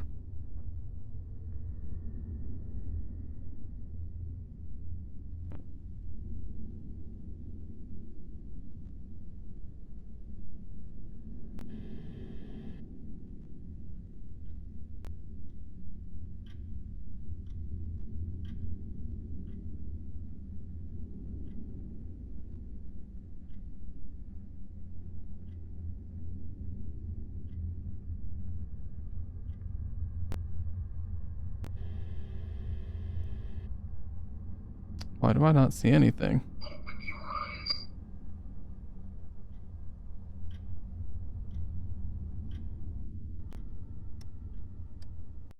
Oh my god. I think I got it. Alright, fuck it. One more. This is 100% the last one.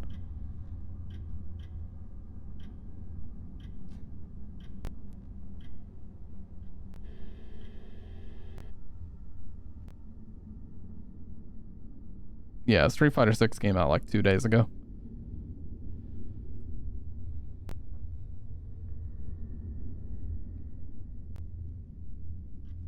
Gonna give me a sec. I'm gonna have to pay more attention to the game and less to the chat for just a sec.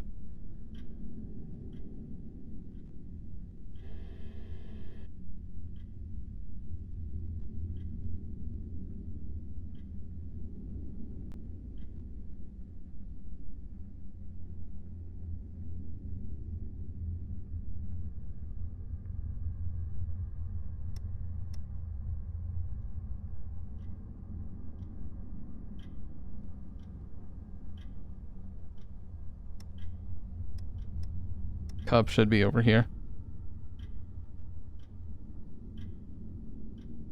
think. No, that's where it's supposed to be. Purple block in the middle. Oh, yeah.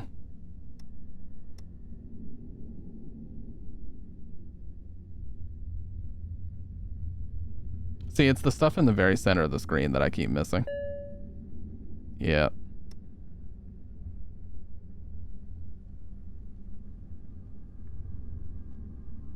Because my eyes are always like looking around the corners.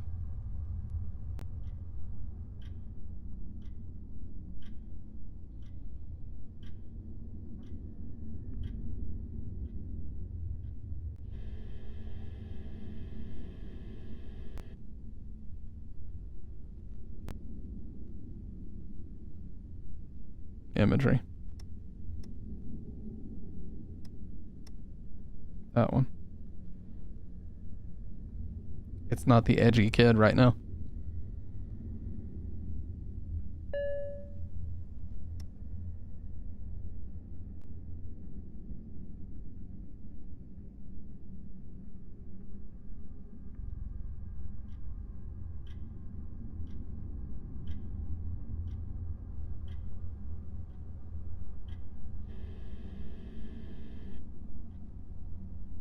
This guy has some whack furniture. It is pretty boring.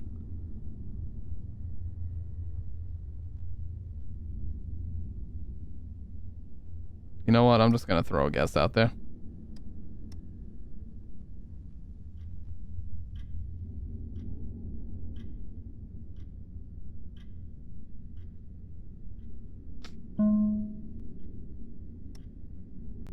Still vague.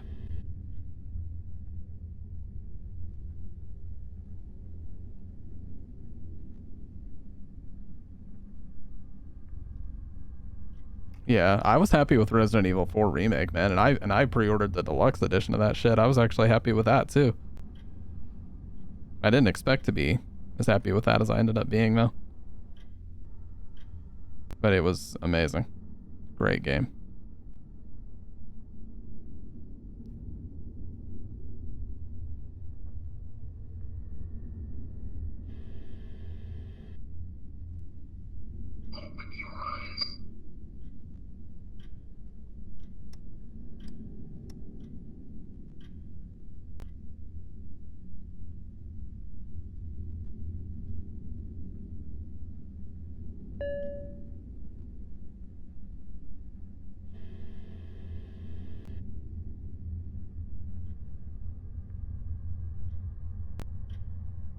So fucked.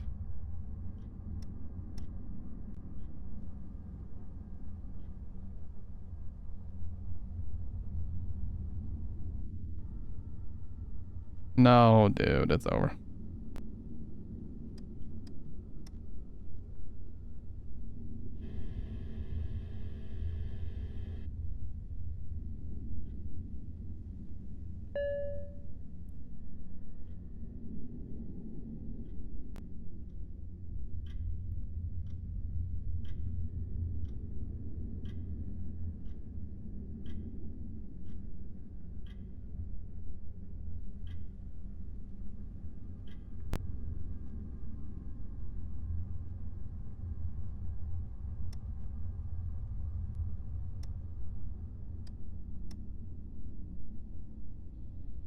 That star. Little Glee Monster. It's a complete game on like 5 when it came out. Good online. Oh yeah, 5 was a fucking joke when it came out. 5 didn't even have arcade mode when it came out, right?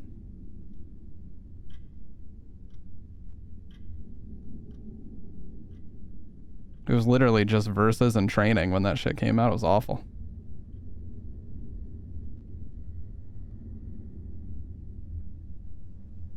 That's still displaced.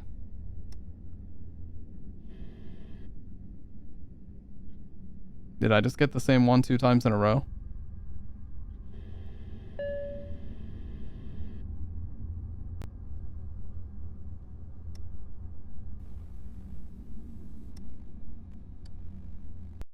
No, dude, I was on the way. I was fucking reporting it, dude. That was pure form. Fuck. Fuck. Uno mas. Uno mas.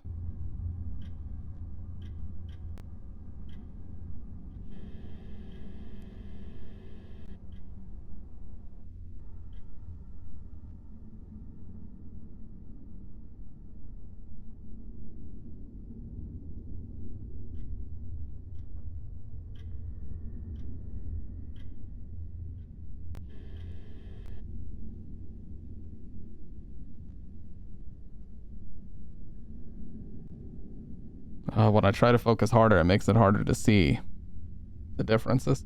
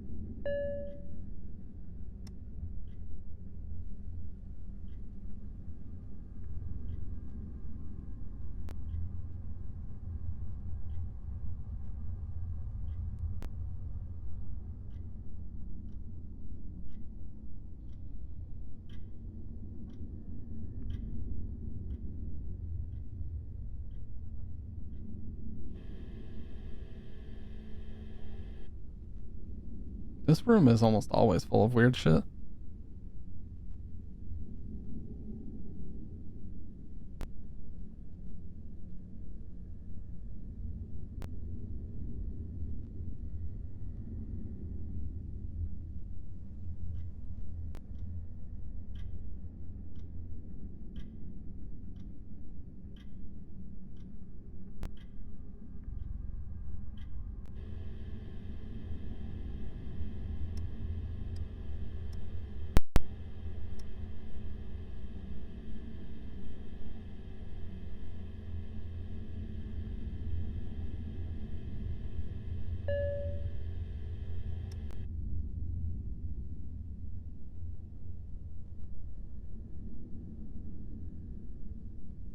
Yeah, Mercenaries is a free download. They're supposed to be releasing more characters later. And in ultimate Capcom fashion, they'll probably charge for those. I would imagine. But the base, like 4 characters and 3 stages of Mercenaries is free.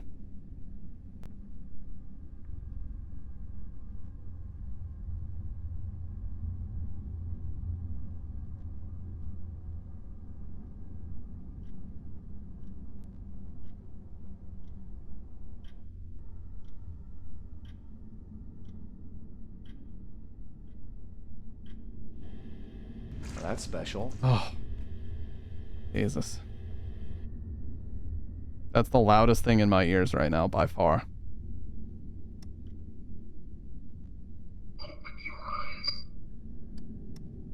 No, the wrong fucking room.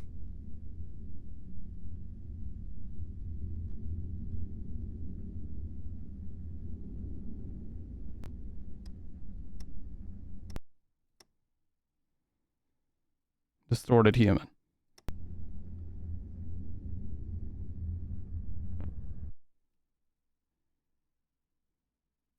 Hello from France. What's up, Onorasuru?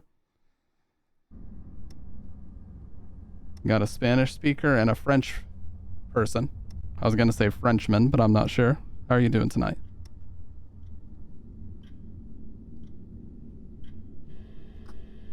I'm in the south of the US, Kona. And I am struggling with this game. Imagery.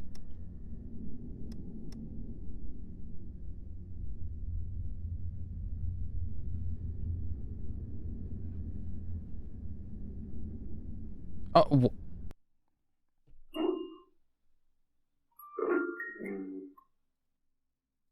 I fucked up.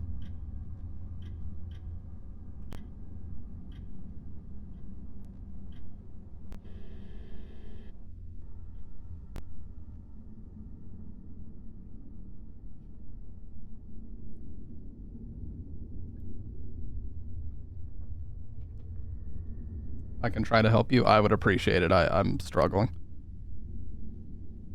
And sorry, my camera is in the way at the left side of the game. I could probably green screen this and it would be a little bit more effective.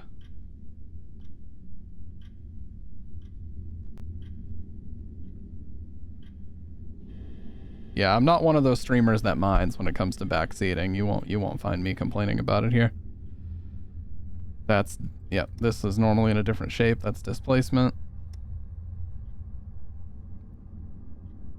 Emotional damage.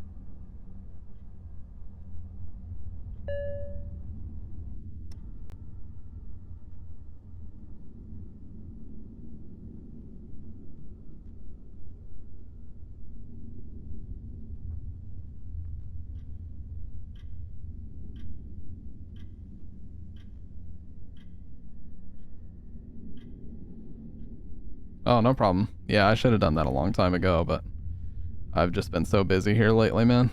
It's been tough for me to stay on top of stuff the way I need to. I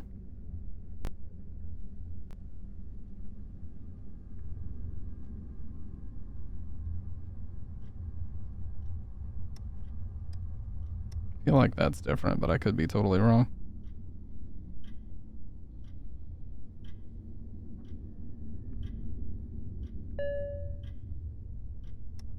It was. The tape was moved.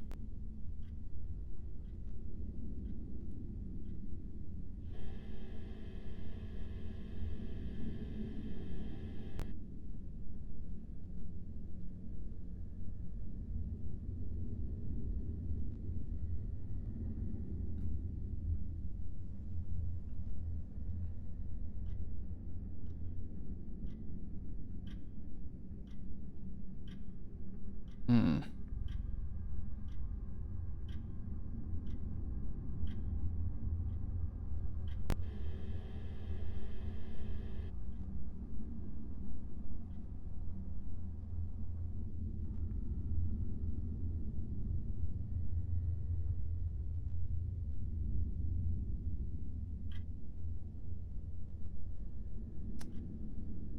I haven't had an electrical mimic on baby room.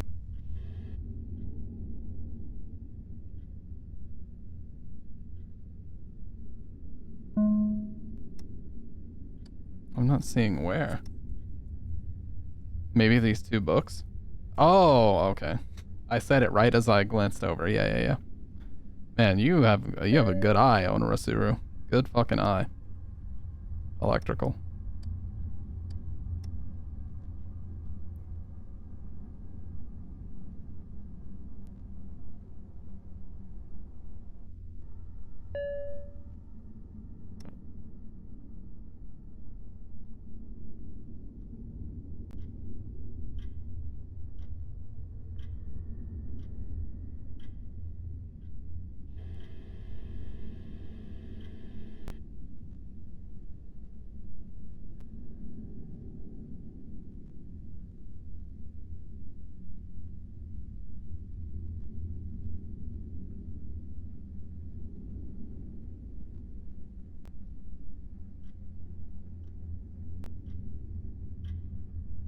There's like 6 things that I'm looking for in the kitchen now.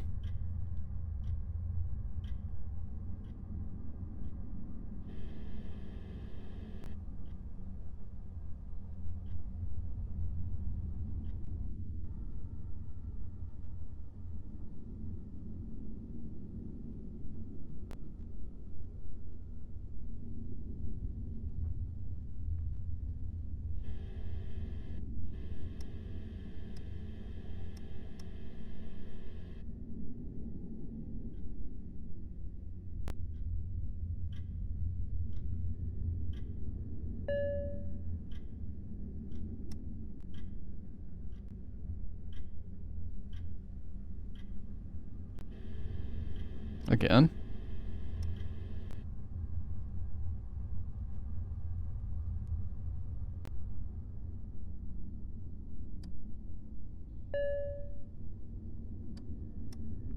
I think that's a flawed.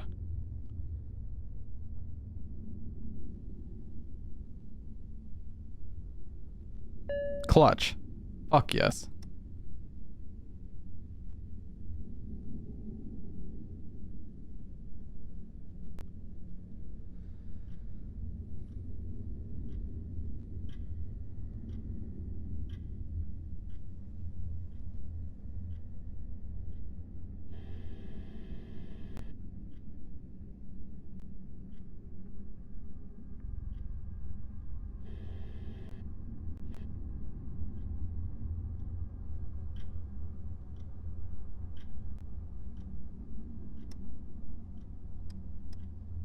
Mimic.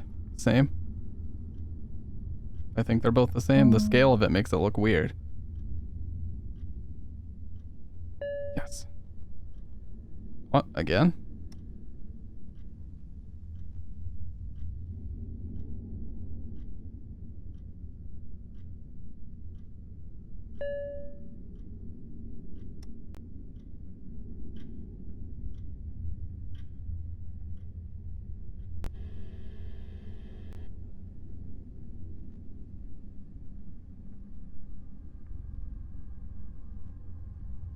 Nine is our best so far. This looks like Mimic. Maybe. Okay, we have a second. Oh no.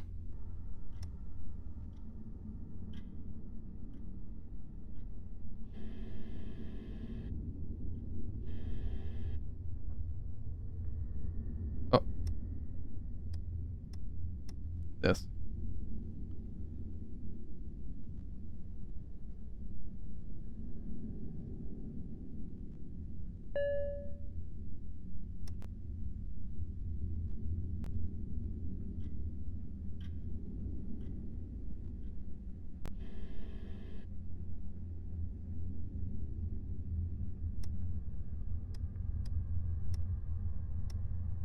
This pizza's taking a toll. That was fast.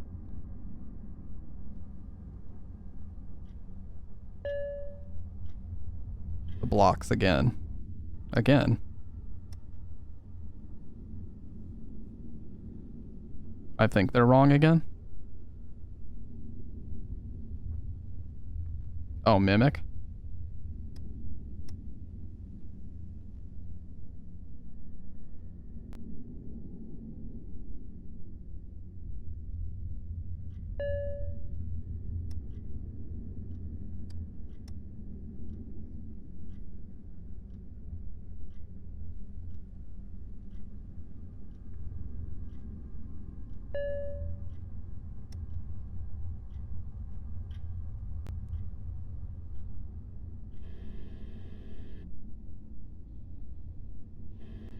It's unknown.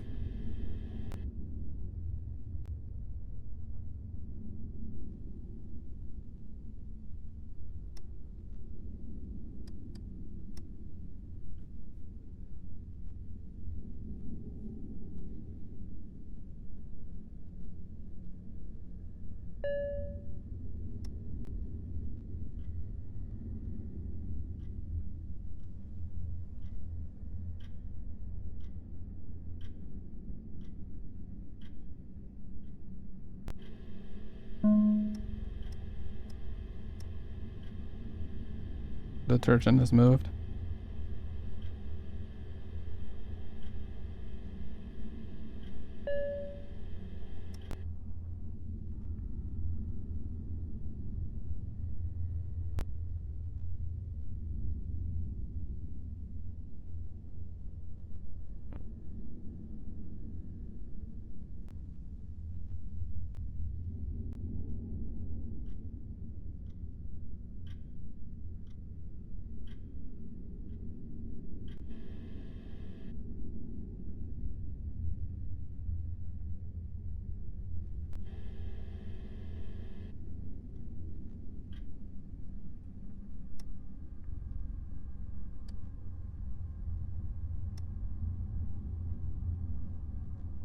Displacement bedroom.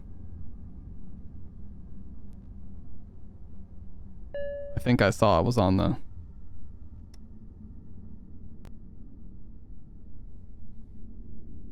Again? Yeah, I was gonna say nothing changed. You're right, I think it's here. Man, that fucks me up that it can be the same one twice. Okay.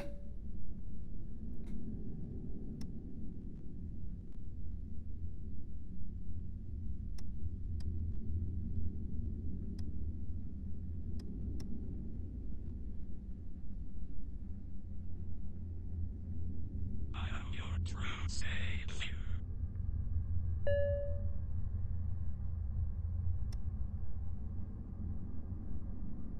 6 a.m.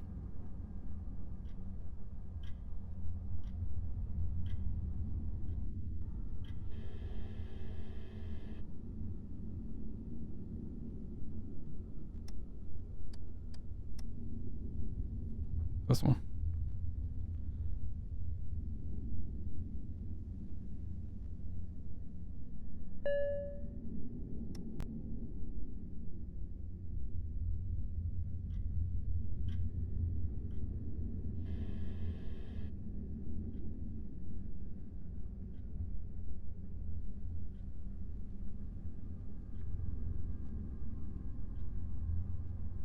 No, I think it's only one night. Displacement kitchen.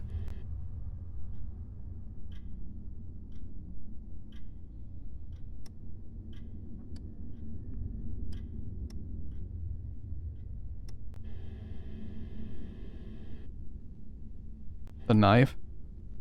Oh, yeah. You are 100% right, sir. Or ma'am.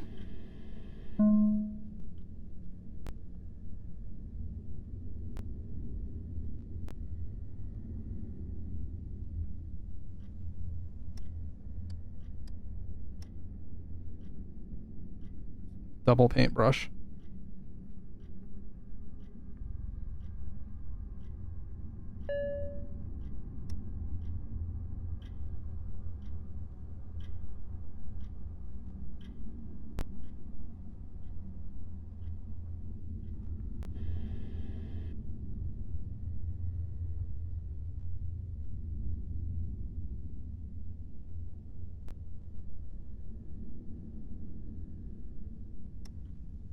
I think these items are scrambled around. There were 3 on the right side for the longest time.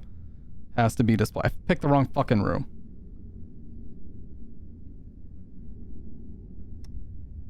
These have to be moved around.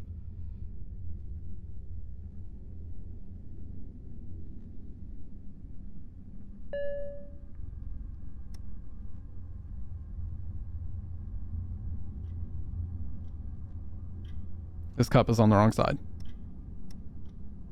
Should be over here.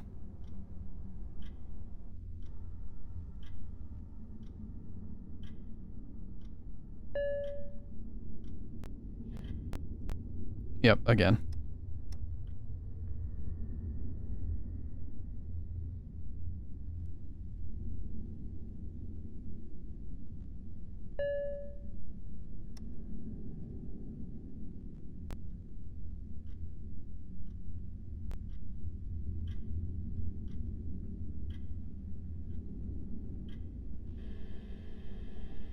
We are Giga Chad indeed.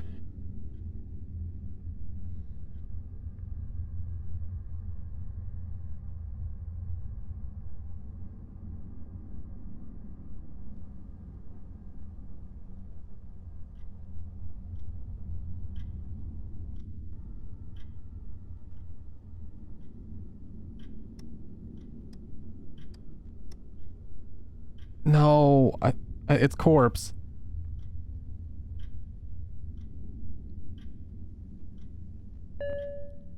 Oh, it was right. Okay. Yep, missing here.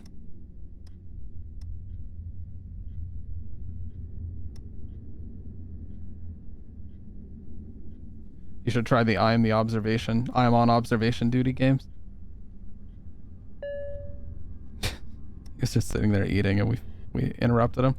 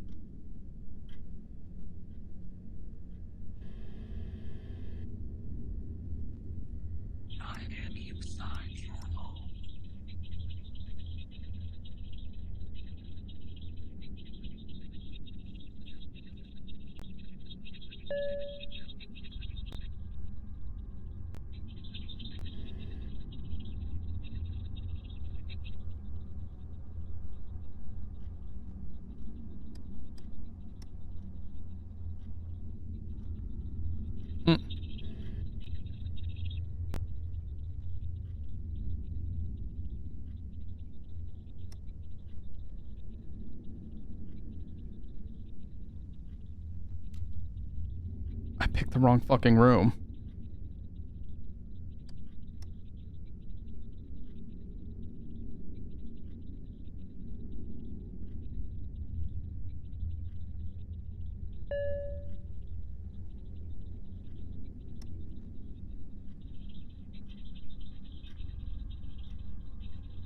Again.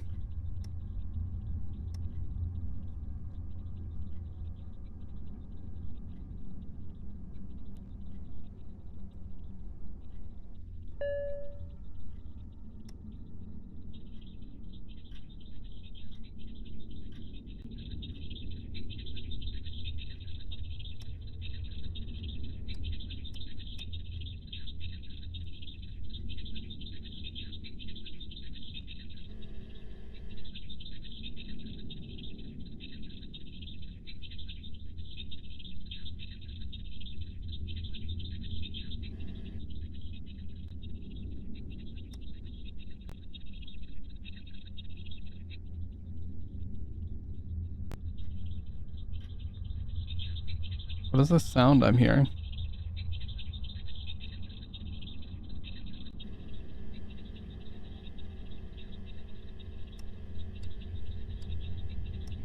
It's Markiplier. This. Oh, Mimic. Fuck, it's Mimic.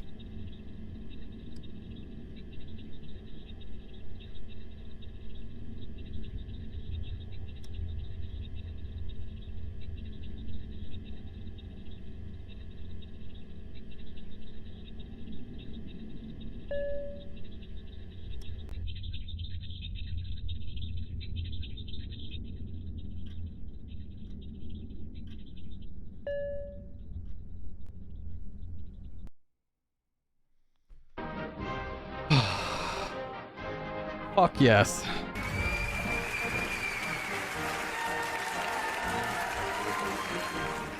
Fuck yes. Onara Suru. And Sick and Dr. Red, everyone, thank you. Let's go. Man, my heart was kind of racing there toward the end. 31 out of 34. Yeah, that sound that I was hearing in the living room, I thought that would have been electrical. K. Kona, indeed. We may continue forward without fear. Do not help a caller reporting a home intrusion, no matter how frantic their screams are. Ah, nice. Hey, now play the dark mode? No. I think we've had quite enough of that. Oh, but seriously, for a free game, fucking really cool.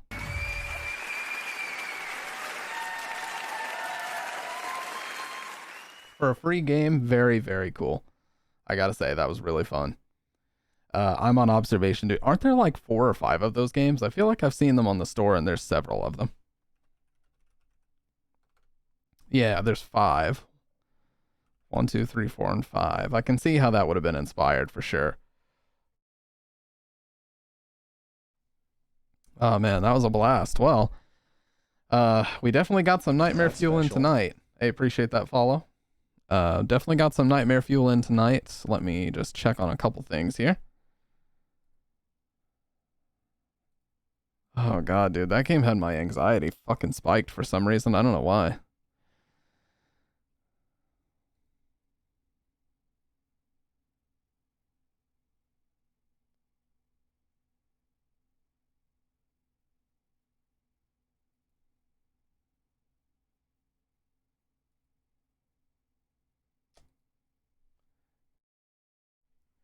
This game was inspired by a web series Mandela Catalog on YouTube by Alex Kister. That's really creepy.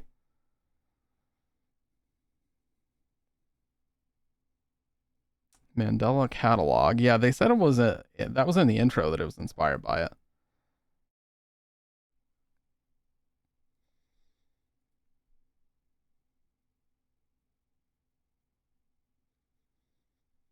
Yeah, we've had like 4 accounts that were created within like 1 to 2 hours in tonight.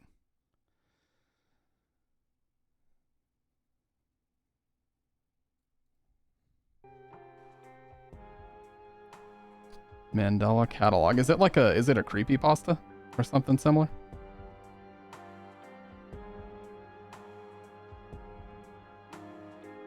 It's a catalog horror. The Wendigoon video on it. Oh, appreciate that follow on Arasuru. Analog horror thing, but like the most boring one. Mandela catalog. Oh, okay, that's the YouTube channel. Oh, okay, I see. Yeah, so it's kind of similar to what the game was. Damn, 9.3 million views. Holy shit. Popping off, dude. How do I not know about these things? I'm like, I live my life engulfed in horror, and I somehow don't know about these things. Yes, it's like a creepypasta. Ah, okay. Well, uh-oh, bad decision, Mark. I'm not gonna judge you, even though your account is like brand new. That's usually a red flag, but I'm just letting you know. The red flags are up, but not, you know, not because of you in particular, just because we've had a few of those tonight.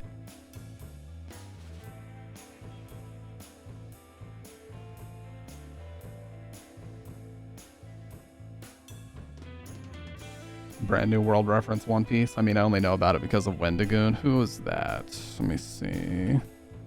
Wendigoon apology. Uh-oh. If the first thing that happens when you look up a YouTuber is it says apology, you know they done fucked up. Apology. Oh no.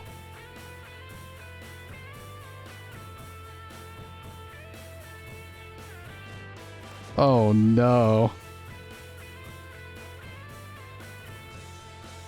What did he go and do?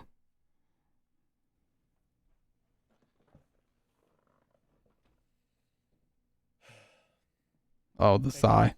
He did the YouTuber sigh. I hope this is a joke.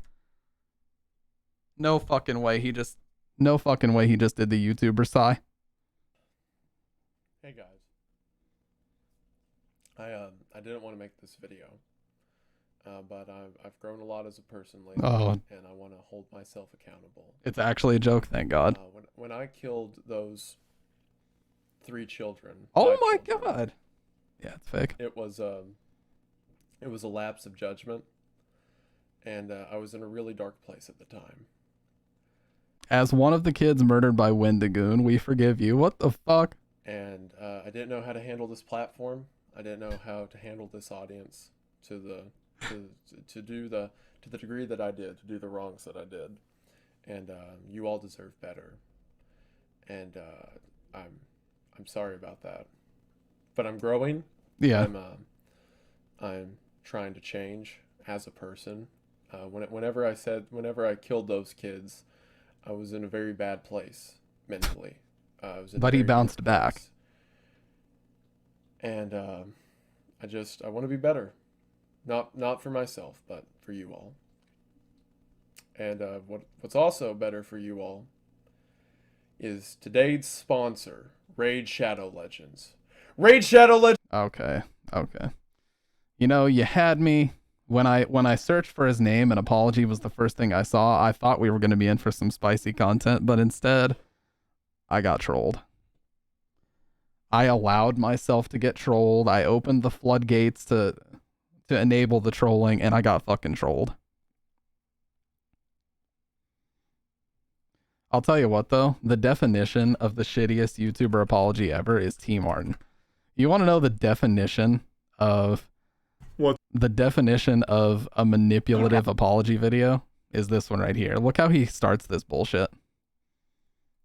Cooper. It is a legendary manipulation in YouTuber apologies. Cooper, I have no idea how I'm gonna record this video, dude. All right, guys, so... You're really gonna use your dog as a fucking prop? You're really gonna use your dog as a fucking prop?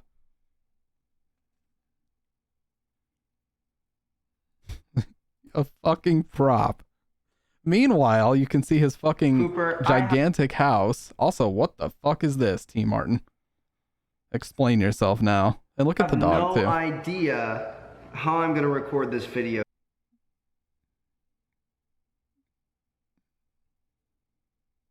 Dude.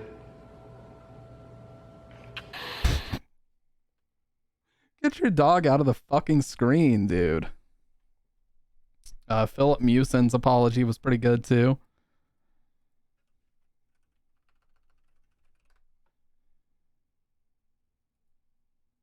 Philip Mewson's apology was incredible. He's the guy who plagiarized a game review. Apparently, he copy-striked literally everyone who tried to re-upload his apology. So actually finding it is extremely difficult. Skip it up and down. You guys want apologize? It is. Hopefully he shows the clip. Boomstick Gaming's Dead Cells review. He didn't apologize at all, and mirroring it. Nah, he didn't. He's made 3 apology videos about this, by the way. Let me see if I can find a re-upload, because it was so awful. Apology re-upload. He was like on a copy striking rampage.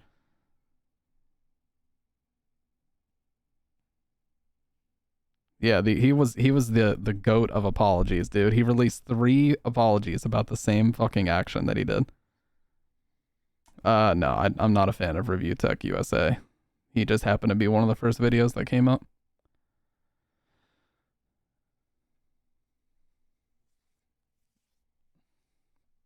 Is that the guy who had to make an apology video for the apology video? Yes, actually he did. Oh, I think Yang Yeah shows the actual clip.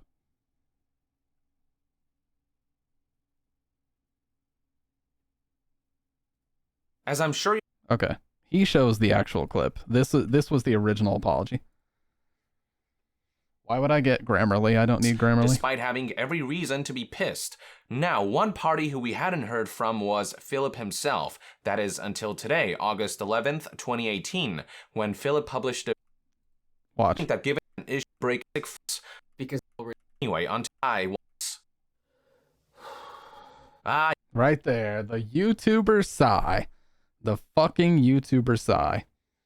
They do it every time, dude. They have to show themselves turning the camera on, walking into the frame so that you know it's not staged. Oh my god, my panels are just like his. Well, just excuse me. I have to go make a call.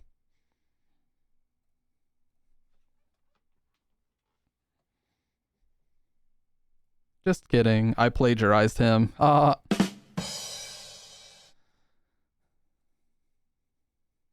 plagiarized him. Yeah, dramatic ass sigh. And then you have to immediately go into, guys, I have no idea how I'm going to make this video. YouTuber apology speedrun? Excuse me? YouTube apology speedrun 100% world record.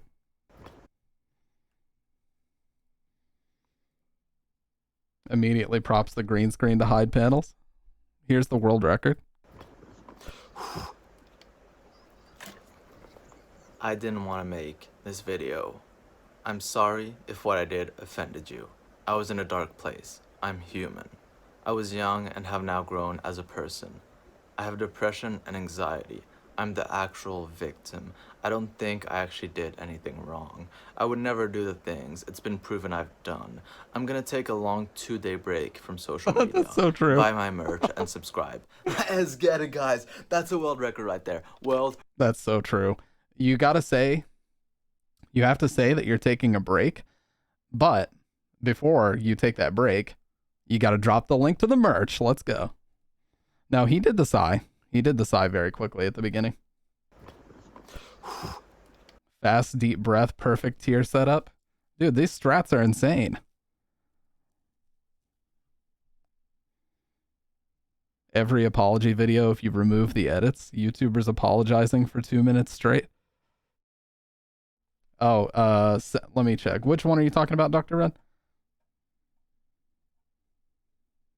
I made a fake apology video. Glitchless? Yeah, dude. He's insane.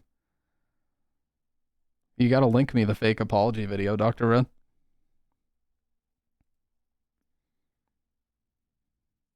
YouTuber apology tier list.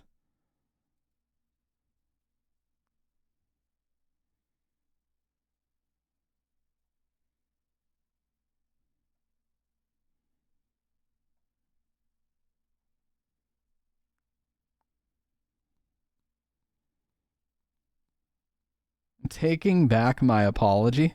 Excuse me? So somebody somebody apologized for something and then they took back their apology. That's the ultimate meta right there. You know what? I rescind my apology. I'm now gonna own my fuck up. I fucked up, and if you hate it, you're just a hater. Fuck you. I rescind my apology. Jesus, now that's some more mental gymnastics than Sonic the fucking Hedgehog to pull that one off.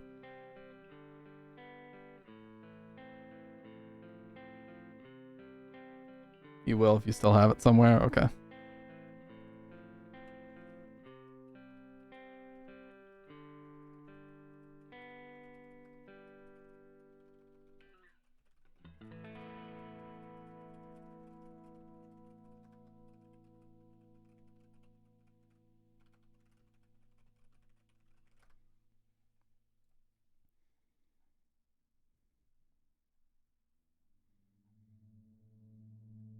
What was the deal with the makeup community? There was like a gigantic controversy in the beauty community for a while. Beauty guru drama. If you search beauty, the first thing that happens is drama. Every beauty community drama of 2021, part 1. This is an hour and this is a feature-length film. This is a feature-length film.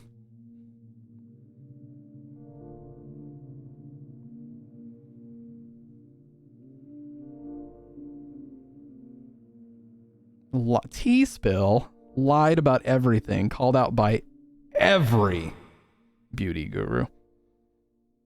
The downfall of the YouTube beauty community. Catastrophe. Worst apology on YouTube.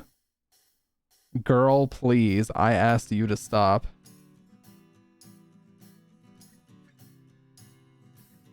What the hell is this? Bro didn't even hesitate. What do you think about California? You like it? Yeah. Do you like it? You taking a shit?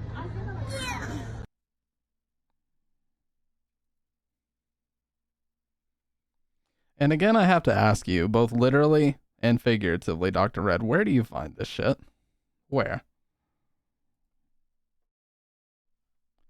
When I was on your stream last, you played the most heinous music I think I may have ever heard in my life. And when I asked you where you find it, you said don't worry about it. I'm concerned. I come to you as a concerned man.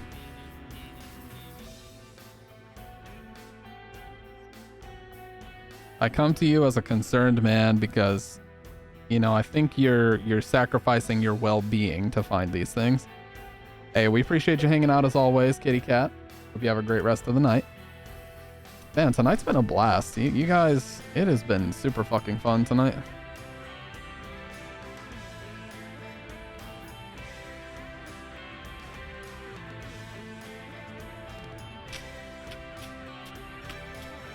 Why is there so much beauty guru drama? I can explain that because they love it and it gets views. That's it. Plain and simple. The gurus themselves love drama. They love call out style videos, expose videos, and it gets views. That's it. Period. End of story. There's your entire explanation. You could easily say the same about any other YouTube drama, though. Yeah, exposed.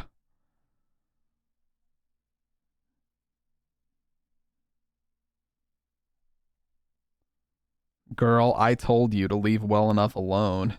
Girl, please, I asked you to stop. Good God. Horrible makeup community drama by Penguin Zero. Charlie, you know. I tell you, dude. Wasn't there that... Oh, dude, the worst one, though. There was this Brooke Houts girl. Yeah, she deleted her channel, but... Cyrax versus Marty video? Excuse me? She deleted her channel, but she basically was... Her boyfriend uploaded an unedited video of her hitting and spitting on her dog. Hitting her dog and spitting on her dog. And she tried to continue her YouTube as if nothing happened. Like, she just kept on uploading videos as if nothing happened and tried to ignore the whole thing.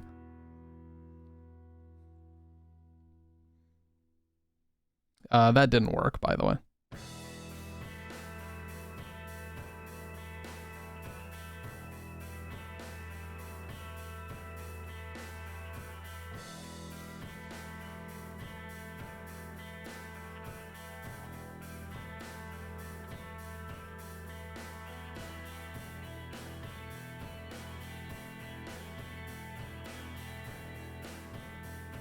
Fist fight? Excuse me? When did this occur? Why does this say the King of Akron? Oh, World Star.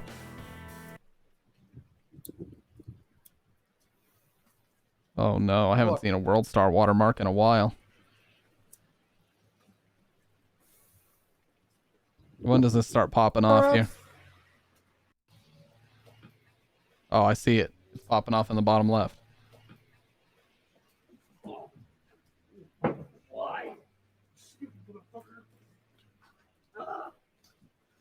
Why will you leave me alone, boy? He called him a stupid little fucker. What is going on? Bitch! Get the fuck out of here. Who's the king? You are? Then run away now. And shut the fuck up. Oh no. You win. You win. You win. Please let me go. I'm begging you. Please. Get the fuck out of here. Get up. Get the fuck up. What the hell is going on? Bitch.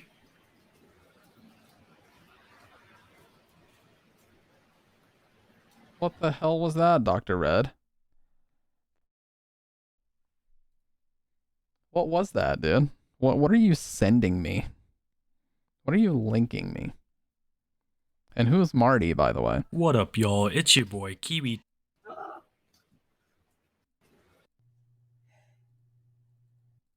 Showed up, bitch.